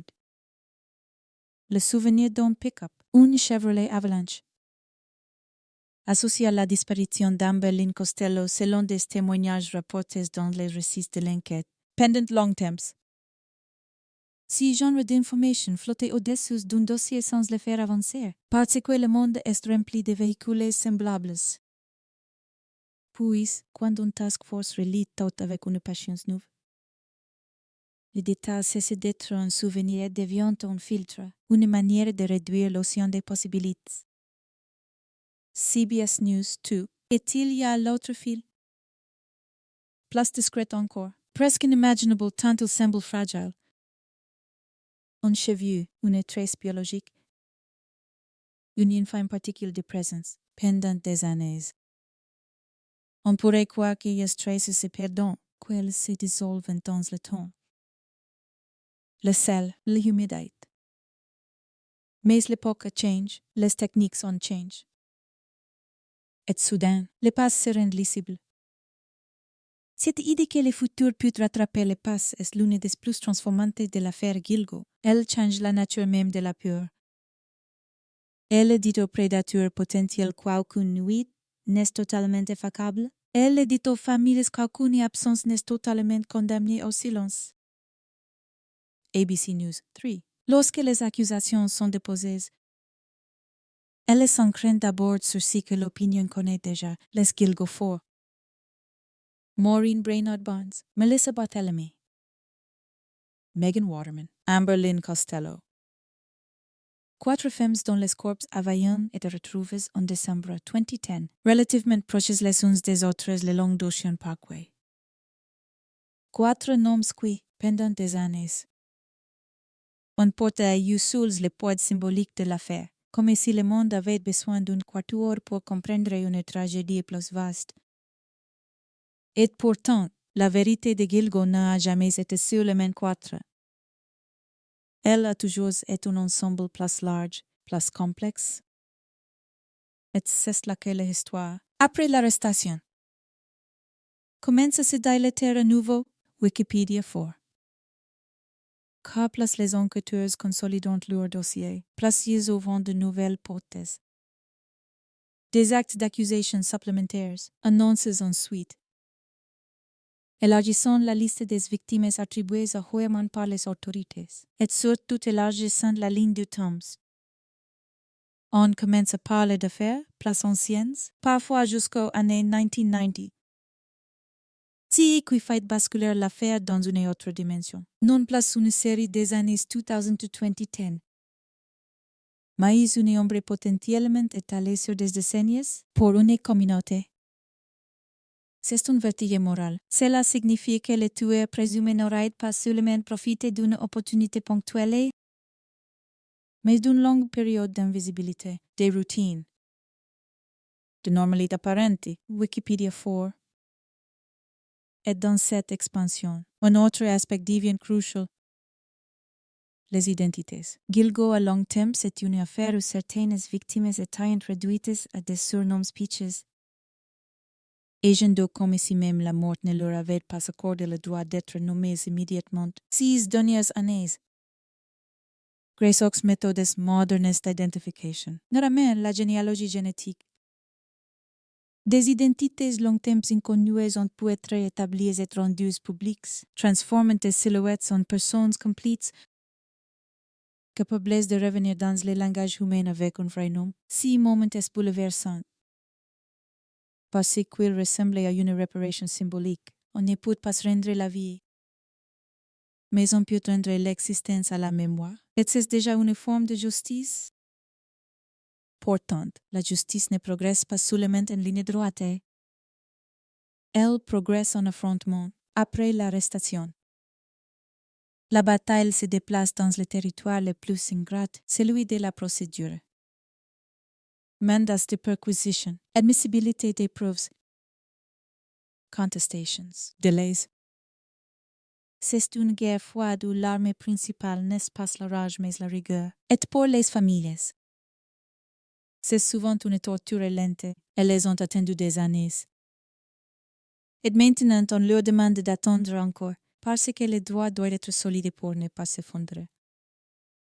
Dans les audiences, on parle de téléphones saisissent, de pistes examinées, de méthodes scientifiques détaillées.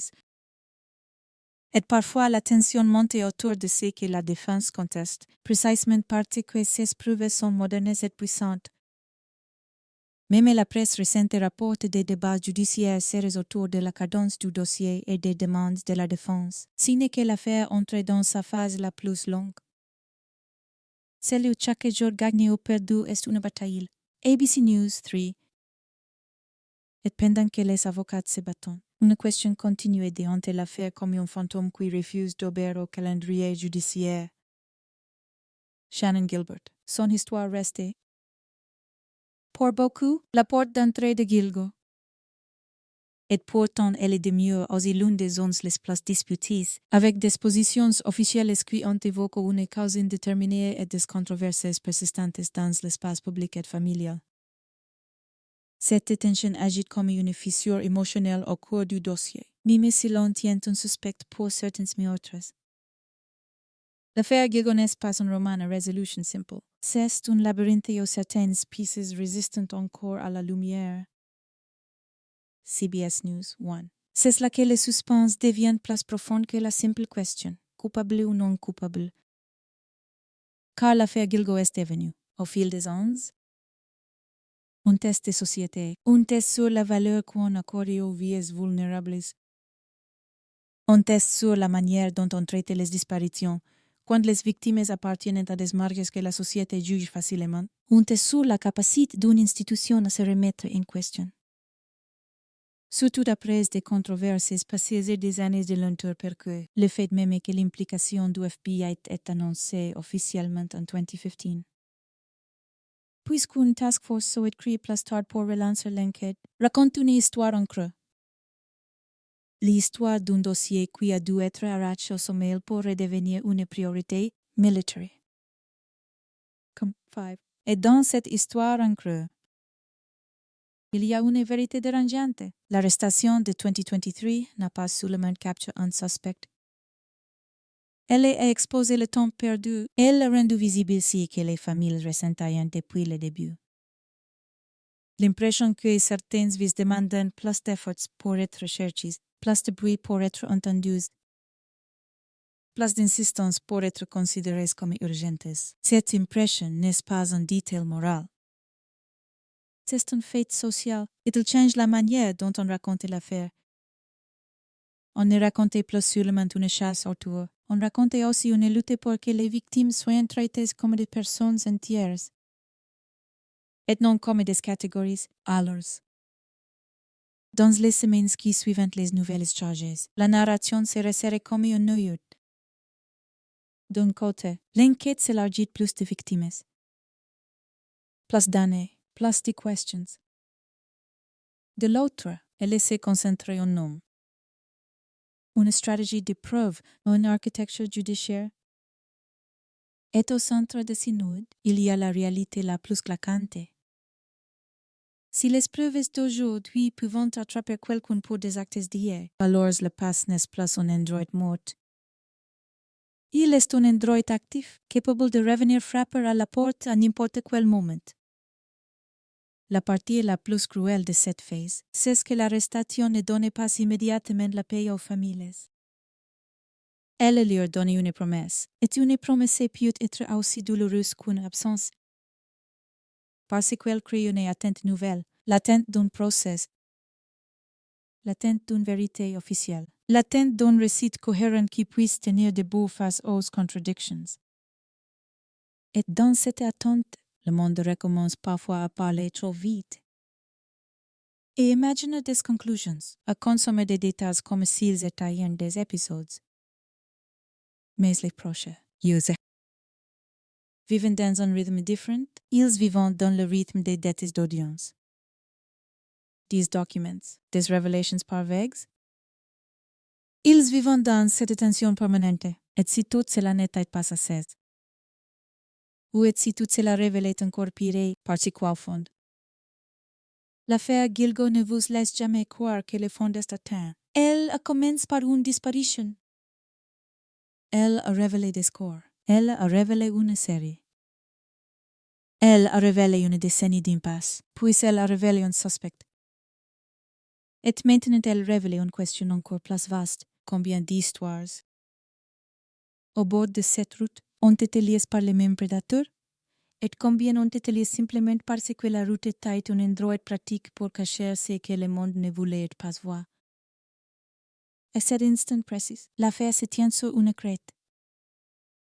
D'un côté, la perspective d'une vérité judiciaire, enfin, de l'autre, la conscience qu'une vérité judiciaire, même parfaite, ne répondra pas à tout, elle ne répondra pas à l'inégalité de l'attention.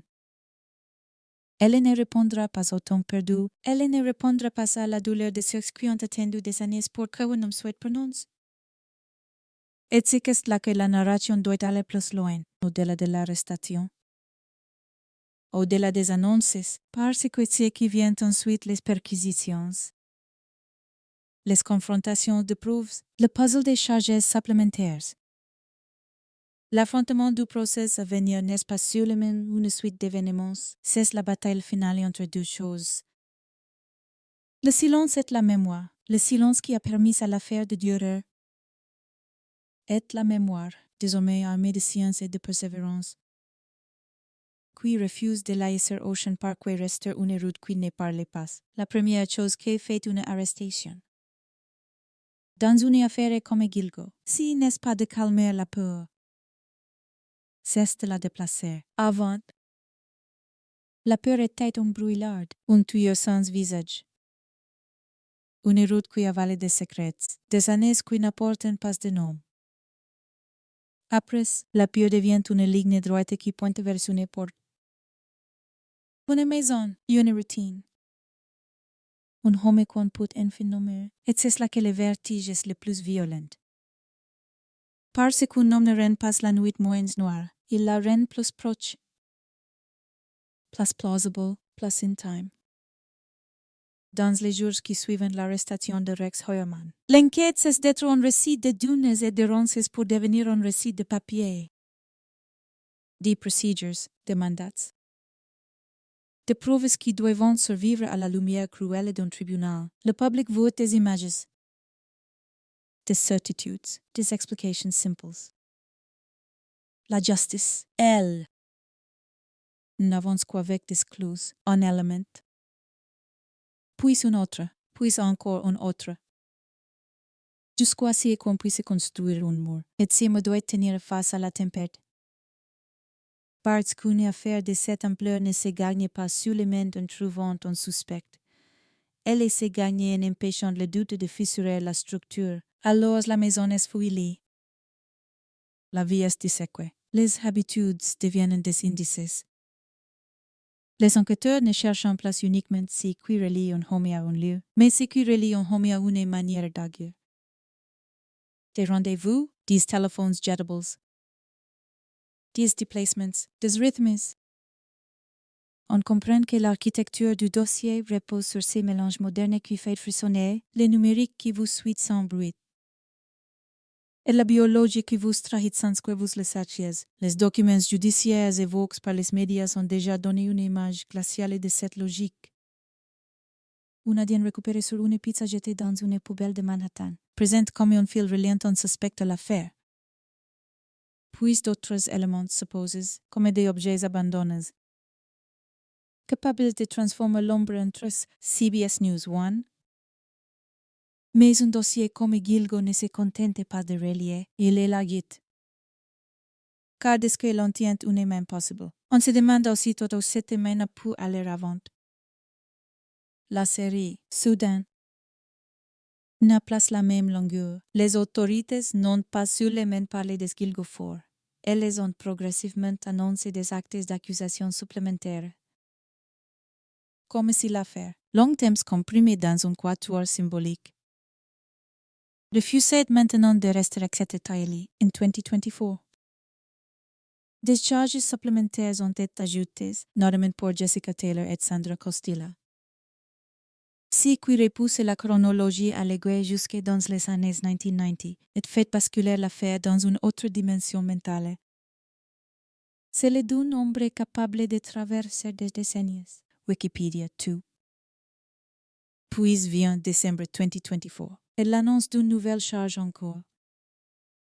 avec Valerie Mack, comme si le dossier continuait d'ouvrir des hypothèses là où le public espérait déjà un couloir qui se referme. Chaque nouveau nom ajoute une douleur et une tension. Douleur parce qu'une famille revient sur le devant d'une scène qu'elle n'a jamais voulu. Tension parce que plus l'accusation s'élargit. Plus la défense dit terrain pour contester, ralentir. Attaquer, exiger que l'édifice tienne jusque dans ses fondations. ABC News 3, et c'est là que commence la vraie guerre. Celle que le public déteste parce qu'elle n'a rien de cinématographique. La guerre d'émotions. Demandes de suppression, contestations demandées. Bataille sur l'admissibilité des analyses ADN. Discussions techniques qui semblent abstraites, mais qui décident de tout. Car si la preuve n'entrepasse, l'histoire s'écroule. Si la preuve entre, l'histoire se durcit comme du béton. On a vu récemment, en janvier 2026. La tension monte publiquement autour de ces batailles procédurales, avec un juge exprimant sa frustration face aux retards et rappelant sa volonté de mener l'affaire vers un procès malgré les manœuvres classiques d'une défense qui n'y ralentit. New York Post, au milieu de cette lutte, un autre choix devient crucial, un procès unique ou plusieurs procès. See detail. Pour le public, peut sembler administratif. Pour les familles, il change la manière dont la douleur sera traversée. Pour la justice, il change le risque d'incohérence. Une décision rapportée à l'automne 2025 indique qu'un juge a choisi la voie d'un procès unique pour l'ensemble des charges alors existantes. Refusant de scinder l'affaire, comme si la Cour estimait que la cohérence devait être jugée d'un seul bloc. Sans permettre au récit de se fragmenter et de perdre sa force. The Guardian of 5. Et pendant que le dossier se durcit, Long Island vit une seconde onde de choc. La première onde en 2010-2011. C'était la découverte des corps et la certitude qu'un pur aveugle utilise la route comme un couloir. La seconde onde, après 2023, c'est le retour brutal du banal. L'idée que l'homme accusé a pu vivre longtemps dans une routine ordinaire, travailler, conduire, exister parmi les autres. Cette banalité agit comme une contamination dans l'imaginaire collectif. Elle pousse les gens à revoir leurs souvenirs, à se demander si qu'ils ont vu sans les comprendre, à suspecter le quotidien lui-même. Et dans une communauté, cette suspicion est une maladie lente. Elle ne vise pas seulement un individu, elle vise la confiance. Dans cette phase, les familles vivent quelque chose d'encore plus paradoxal que l'attente. La proximité d'une réponse, attendre sans piste est une torture. Attendre avec un nom est une autre torture, parce que l'esprit commence à imaginer une conclusion. Et cette conclusion, on le sait, sera longue à obtenir. Le suspect plaide non coupable. Si qui est son droit, mais si mot non coupable ravive immédiatement l'idée du combat à venir. Et ETV 6, elle le combat. On le sent, ne se jouera pas seulement sur le coup. Mais sur le comment prouvé, la défense attaque ce qui fait la force des enquêtes modernes. L'ADN, les méthodes. La manière dont on collecte, dont on compare, dont on interprète, elle attaque les mandats. Les fouilles, la chaîne de preuves, la justice, elle répond par la rigueur et par le temps, et c'est là que le suspense change de nature. Si n'est plus la chasse dans les dunes, c'est la traversée d'un couloir judiciaire où chaque porte peut faire perdre des mois. Le calendrier, lui aussi. Deviant un personnage, fin janvier 2026. Des informations de presse indiquent que la Cour visait un procès après la fête du travail 2026. Une échéance qui sonne comme une promesse et une menace à la fois. Promesse, parce qu'une date donne une direction. Menace, Parce que chaque jour jusque-là est un espace où l'affaire peut encore se compliquer. Salaudier. Révéler d'autres noms, ouvrir d'autres fronts.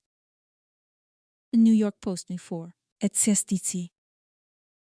Dans ces couloirs, qu'une vérité place large revient frapper comme une marée. Gilgo n'a jamais été seulement une affaire de preuves, c'est une affaire de regard. Des regards sur les victimes, des regards sur les disparitions. Des regards sur les marges pendant des années. L'affaire a été l'exemple même de ce que les temps fait quand il n'est pas combattu par une urgence, égale pour toutes les vies, aujourd'hui. L'arrestation et les charges supplémentaires donnent l'impression que le dossier s'est enfin révélé, mais il le révèle à un coût. Il expose tout ce qui a été perdu en route, toutes les années où les familles ont attendu pendant que l'Atlantique continuait de souffler sur Ocean Parkway. La tension maintenant n'est pas seulement celle d'un verdict futur, c'est celle d'une question plus profonde. Qui se faufile dans chaque audience et dans chaque annonce, si l'enquête peut s'étendre jusqu'aux années 1990. Qu'est-ce que cela signifie sur l'ampleur réelle de l'ombre? Combien de disparitions? Combien de morts? Combien de dossiers non relis pourraient encore appartenir à la même histoire? Ou à une histoire parallèle que le même lieu aurait abrité? La route, elle est restée la même. Les dunes n'ont pas de mémoire visible. Mais les humains, X, et cette mémoire est désormais armée d'une chose que Gilgo a longtemps refusée.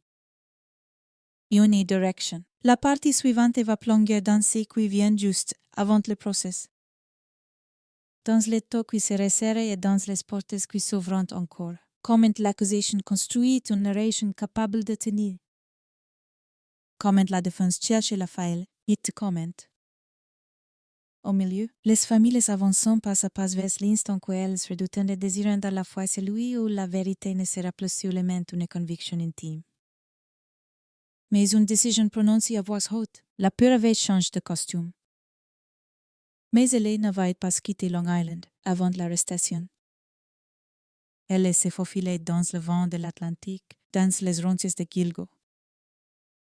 Dans les conversations chuchotées au long de cette île encore là quelque part, après l'arrestation. Elle s'était installée ailleurs, dans une endroite place dérangeante encore. Dans le banal, dans la maison d'un quartier tranquille. Dans une rue où les pelouses sont tendues et où les voisins se saluent. Dans l'idée qu'un homme vrai non peut avoir vécu au milieu de tout sans jamais trahir son ombre. Quand Rex Heuermann est arrêté en juillet 2023, l'effet n'est pas celui d'une fermeture, c'est celui d'une ouverture brutale, comme si un verrou avait sauté sur une porte que personne ne s'est plus touché depuis des années. Les autorités parlent alors d'une enquête relancée, d'une architecture de preuves, de données de téléphonie, de traces infimes capables de survivre au temps, et le public, la fameuse conclusion. Veut croire que l'histoire va enfin s'achever vite, comme dans son récit où le dernier acte arrive de ce que le coupable apparaît. Mais la réalité judiciaire a une cruauté particulière, elle ne vous donne pas la fin. Elle vous donne le couloir, un long couloir fait d'audience, de motions, de contestations, de techniques, de passions. Clavant one, dans ces couloirs. Chaque pas est lourd parce qu'il porte deux poids à la fois, la souffrance des familles et le besoin absolu de rigueur. Les proches des victimes ne pouvant pas se permettre que le dossier s'effondre. Ils ne pouvant pas se permettre que la preuve soit jugée irrécevable. Que le récit se fissure. Que des années de travail aboutissant à une doute raisonnable fabrique à coups de détails. Ils sont donc condamnés à vivre une deuxième attente. Non place l'attente d'un appel. Non place l'attente d'une découverte, mais l'attente d'un mécanisme fort qui doit tourner jusqu'au bout. Et très vite, on comprend que cette affaire ne se limitera pas à quelques charges isolées. Elle s'étend, elle s'allonge dans le passé. Elle se largue comme une marée. Les accusations déposées au fil des années contre Huerman, notamment pour des meurtres supplémentaires annoncés en juin 2024, puis en décembre 2024, repoussant la chronologie jusqu'au début des années 1990 et rajoutant des noms que l'opinion publique n'avait pas forcément lus. Au départ, au cœur du dossier, Jessica Taylor, Sandra Costilla, puis Valerie Mack, chaque annonce est un nouveau choc. Parce qu'elle dit la même chose de manière de plus en plus insistante si ces charges tiennent. Alors l'ombre n'a pas plané sur Long Island pendant une décennie, mais pendant une portion de vie entière. ABC News 2. Et pendant que l'affaire s'étend, l'autre bataille se décide. La bataille de la preuve, parce que l'enquête moderne a une arme redoutable.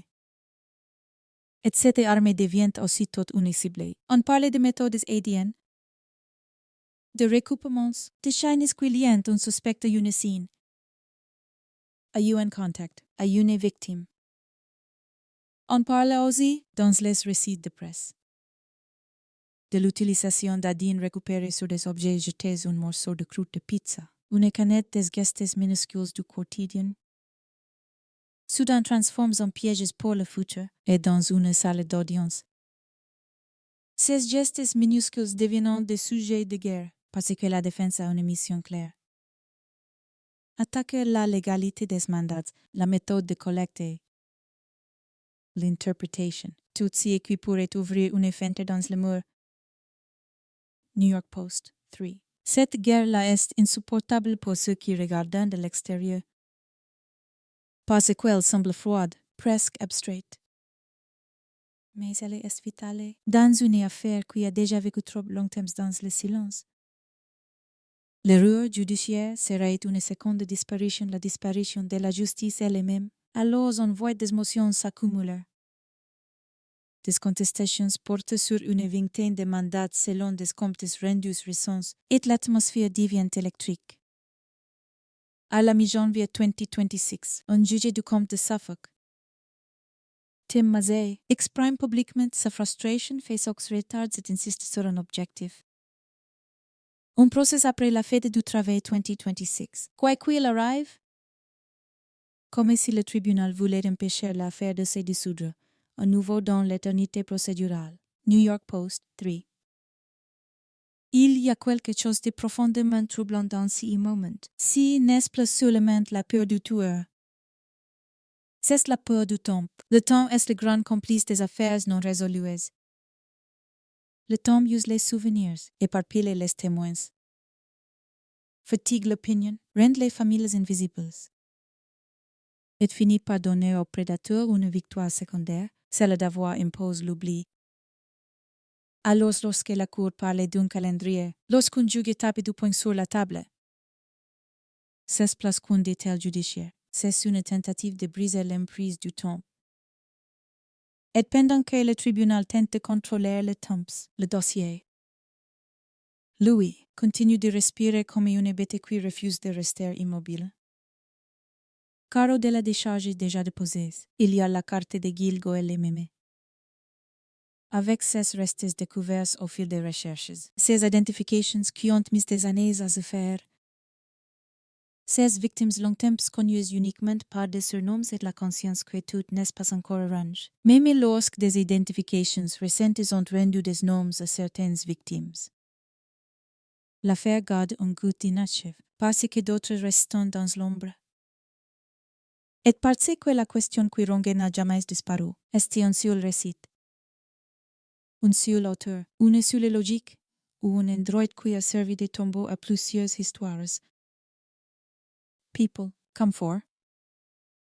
Si doute est un poison, il alimente les théories. Les peurs, les accusations faciles. Mais il est aussi une réalité d'enquête, un lieu de dépôt peut attirer une répétition. Et une répétition peut être imitée dans le public. Certains veulent une histoire nette, presque symétrique. Un homme, une série. Une solution, or Gilgo n'a jamais été symétrique.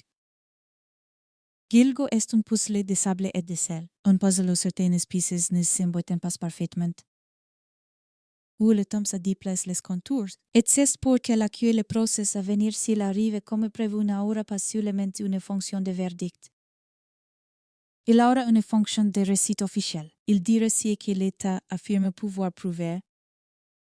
Et il dira aussi, par contraste, tout ce qu'il ne peut pas encore affirmer. Dans cette phase, la communauté vit une transformation étrange. Certains habitants ressentent un soulagement presque coupable. Enfin un nom, enfin une direction. D'autres ressentent une angoisse plus grande. Si la chronologie s'étire jusque dans les années 1990. Alors combien de temps a-t-on vécu à côté d'une ombre sans la voir? Et cette question-là est insupportable. Parce qu'elle transforme tout souvenir banal en soupçon, une voiture garée trop longtemps. Un homme quanaquoise dans une station-service, un chantier. One bureau, une routine. Le banal devient contaminé, mais il y a une transformation plus profonde. Plus silencieuse encore, qui se joue loin des caméras. La manière dont on parle des victimes, Gilgo à long terme, c'était l'exemple parfait d'une injustice d'attention.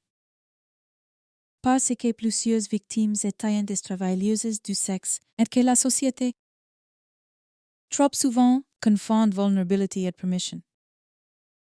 Permis d'ignorer, permis de juger. Permis de croire que la disparition a une explication qui dispense de l'urgence, ou les années ont fini par prouver une chose simple. L'urgence n'est pas un sentiment, c'est une discipline. Et si l'enquête a été relancée, si des identifications ont été faites, si des charges se sont ajoutées, c'est aussi parce qu'une institution tardivement peut-être a accepté de traiter ces vies comme des vies complètes, dignes d'une chasse acharnée. ABC7 New York, 5, dans les familles. Cette reconnaissance est une gautamie, parce qu'elle arrive après trop de nuits, après trop de silence, après trop de temps où l'on a dû crier pour être entendu. Et pourtant, ma mère, elle compte parce qu'elle change la manière dont le monde regarde ces femmes. Elle les sort du cliché, elle les ramène à ce qu'elles étaient. Des personnes, des filles, des sœurs, des mères parfois. Des existences traversées par des fragilités, oui, mais aussi par des choix, des rires, des projets interrompus et maintenant. Tout se resserre autour d'une attente finale, le moment où la preuve devra parler devant un jury. Dans l'immédiat, l'affaire ressemble à une champ de bataille administrative, avec des papiers, des contestations, des experts, des délais. Mais sous cette surface, il y a une tension primitive. L'idée qu'un homme, s'il est réellement l'auteur de ces crimes, a pu être vécu pendant des années avec la conviction que le temps le protégerait, que l'océan, le sel, les ronces, et l'indifference collective oriente face les traces, ou le dossier. Tel qu'il est écrit aujourd'hui, raconté l'inverse. Le temps n'a pas fait. Il a seulement attendu que la science et la volonté rattrapent ce qu'il avait caché. New York Post, 3. Mais si rattrapage ont pris, elle oblige à regarder le passé en face, sans détour. Et le passé n'est pas un film. Le passé est une somme de décisions, de lenteuses, d'angles morts, de chances manquées, c'est ce qui rend Gilgo si terrifiante. Au-delà même de l'idée d'un tueur, qui n'est pas seulement la violence d'un individu. C'est la manière dont une société peut créer, sans le vouloir. Les conditions idéales pour qu'un prédateur reste invisible. C'est la manière dont certaines vies deviennent plus faciles à perdre. Et si l'affaire avance, c'est aussi parce que cette idée est devenue insupportable et ignorée. À mesure que le procès se profile, l'atmosphère se charge d'une autre peur. Plus in time. La peur des détails. car un procès, surtout dans une affaire aussi médiatisée. Est un projecteur qui ne cligne pas. Il remettra sur la table des éléments que les familles ont tenté de ranger pour survivre. Il réouvrira des blessures sous prétexte de preuves. Il transformera la douleur en exhibit. En dates, en argumentaires, et la défense, comme toujours. Tentera de créer des zones d'ombre parce que l'ombre est le dernier refuge quand la lumière devient trop forte. Et pourtant, malgré la fatigue, malgré la lenteur, malgré l'impression d'être encore dans un couloir sans fin, quelque chose a changé définitivement. Gilgo Beach n'est plus seulement une histoire de disparitions. C'est une histoire de persistance, des familles qui ont refusé de lâcher. D'enquêteurs qui, enfin, ont relusé que d'autres avaient laissé s'endormir, d'une justice qui tentait maintenant d'empêcher la procédure de devenir une seconde tombée. La nuit, sur Ocean Parkway, le vent continue de souffler. Il siffle dans les herbes et fait danser les ombres sur le bord de route. Mais cette fois, l'ombre n'uniformise plus tout. Cette fois, il y a un calendrier, 10 audiences, un juge impatient. Une date qui se dessine à l'horizon, est la question qui plane n'est plus seulement qui. Mais combien de vies cette histoire englobe-t-elle vraiment? Combien de portes le procès va-t-il ouvrir, et surtout? Au moment où la justice va enfin parler à voix haute, est-ce que la vérité sera assez vaste pour contenir tout ce que Gilgo cache, ou est-ce que, même après un verdict, la route gardera encore un dernier secret? Une fouille là où le sable ne dit jamais rien, la veille d'un grand procès n'a rien d'un climax de cinéma.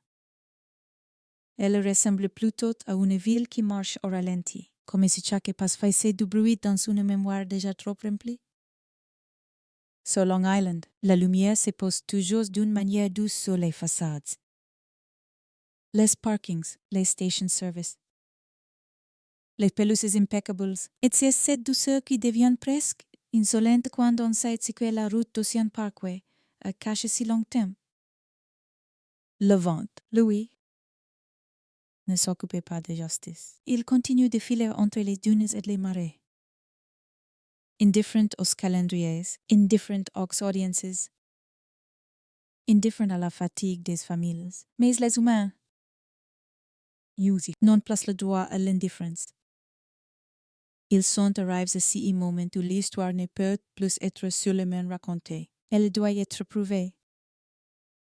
Dans les semaines qui précèdent, l'affaire a pris la forme d'un bras de fer. Et ce bras de fer a un goût particulier, celui de la technique qui décide du destin. Dans les couloirs du tribunal, des avocats discutant de mandats, des procedures, d'expertises, comme si la vérité était un objet fragile et qu'il faut manipuler avec des gants. La défense attaque. L'accusation résiste, est au centre. Il y a quelque attitude glaciale, si une sur les pieds cédait, l'ensemble peut vaciller. Le juge, lui, tente d'empêcher le thème de devenir l'armée principale.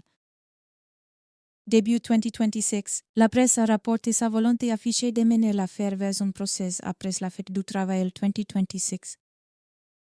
Malgré les retards et les batailles sur les motions, cette échéance devient une étoile fixe. Elle n'apaise pas les familles, mais elle leur donne une direction.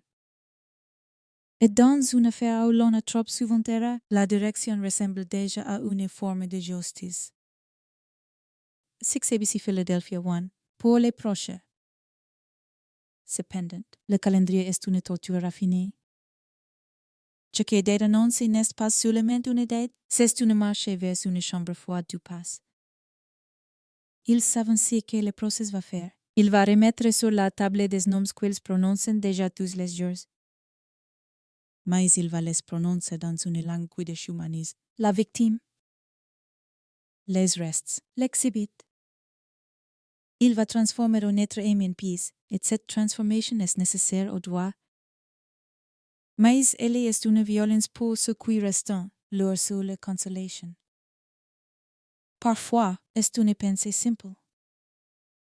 Si la douleur doit être exposée, quoi moins elle serve à verrouiller la porte derrière le prédateur. L'accusation. Elle prépare sa narration comme on prépare une architecture qui doit survivre à un tremblement de terre. Elle doit raconter comment. Dans une époque saturée de bruit numérique, un homme aurait pu utiliser des téléphones jetables, des rendez-vous, des horaires, des lits sans lasser de traces simples.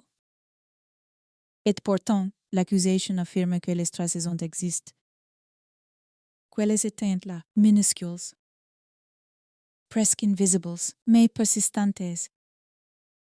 Des données de téléphonie, des localizations, des correspondances, et surtout ces éléments biologiques qui, dans l'imaginaire collectif, font frissonner presque toute part ce qu'ils contredisent les fantasmes du crime parfait.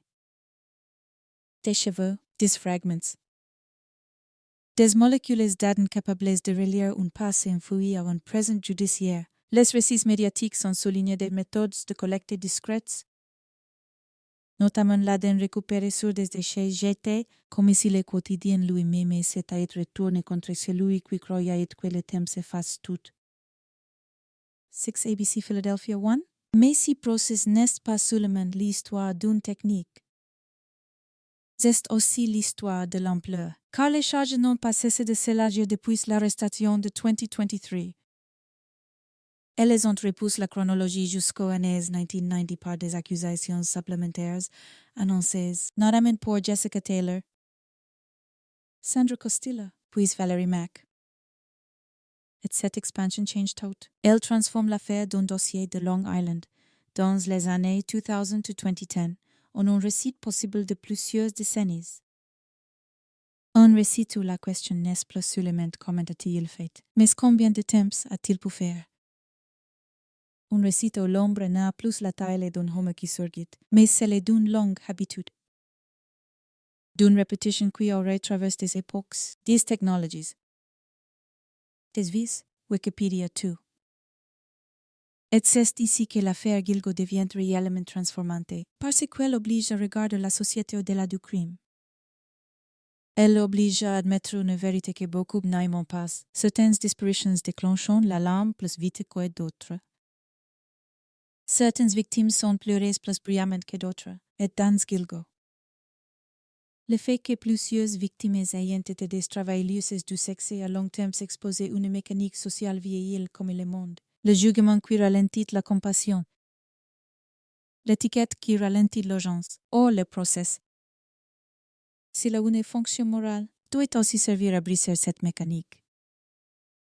À rappeler que la vulnérabilité n'est jamais une permission de disparaître, et que l'attention ne devrait pas être un privilège. Dans cette dernière phase avant le process, Long Island vit une étrange double réalité.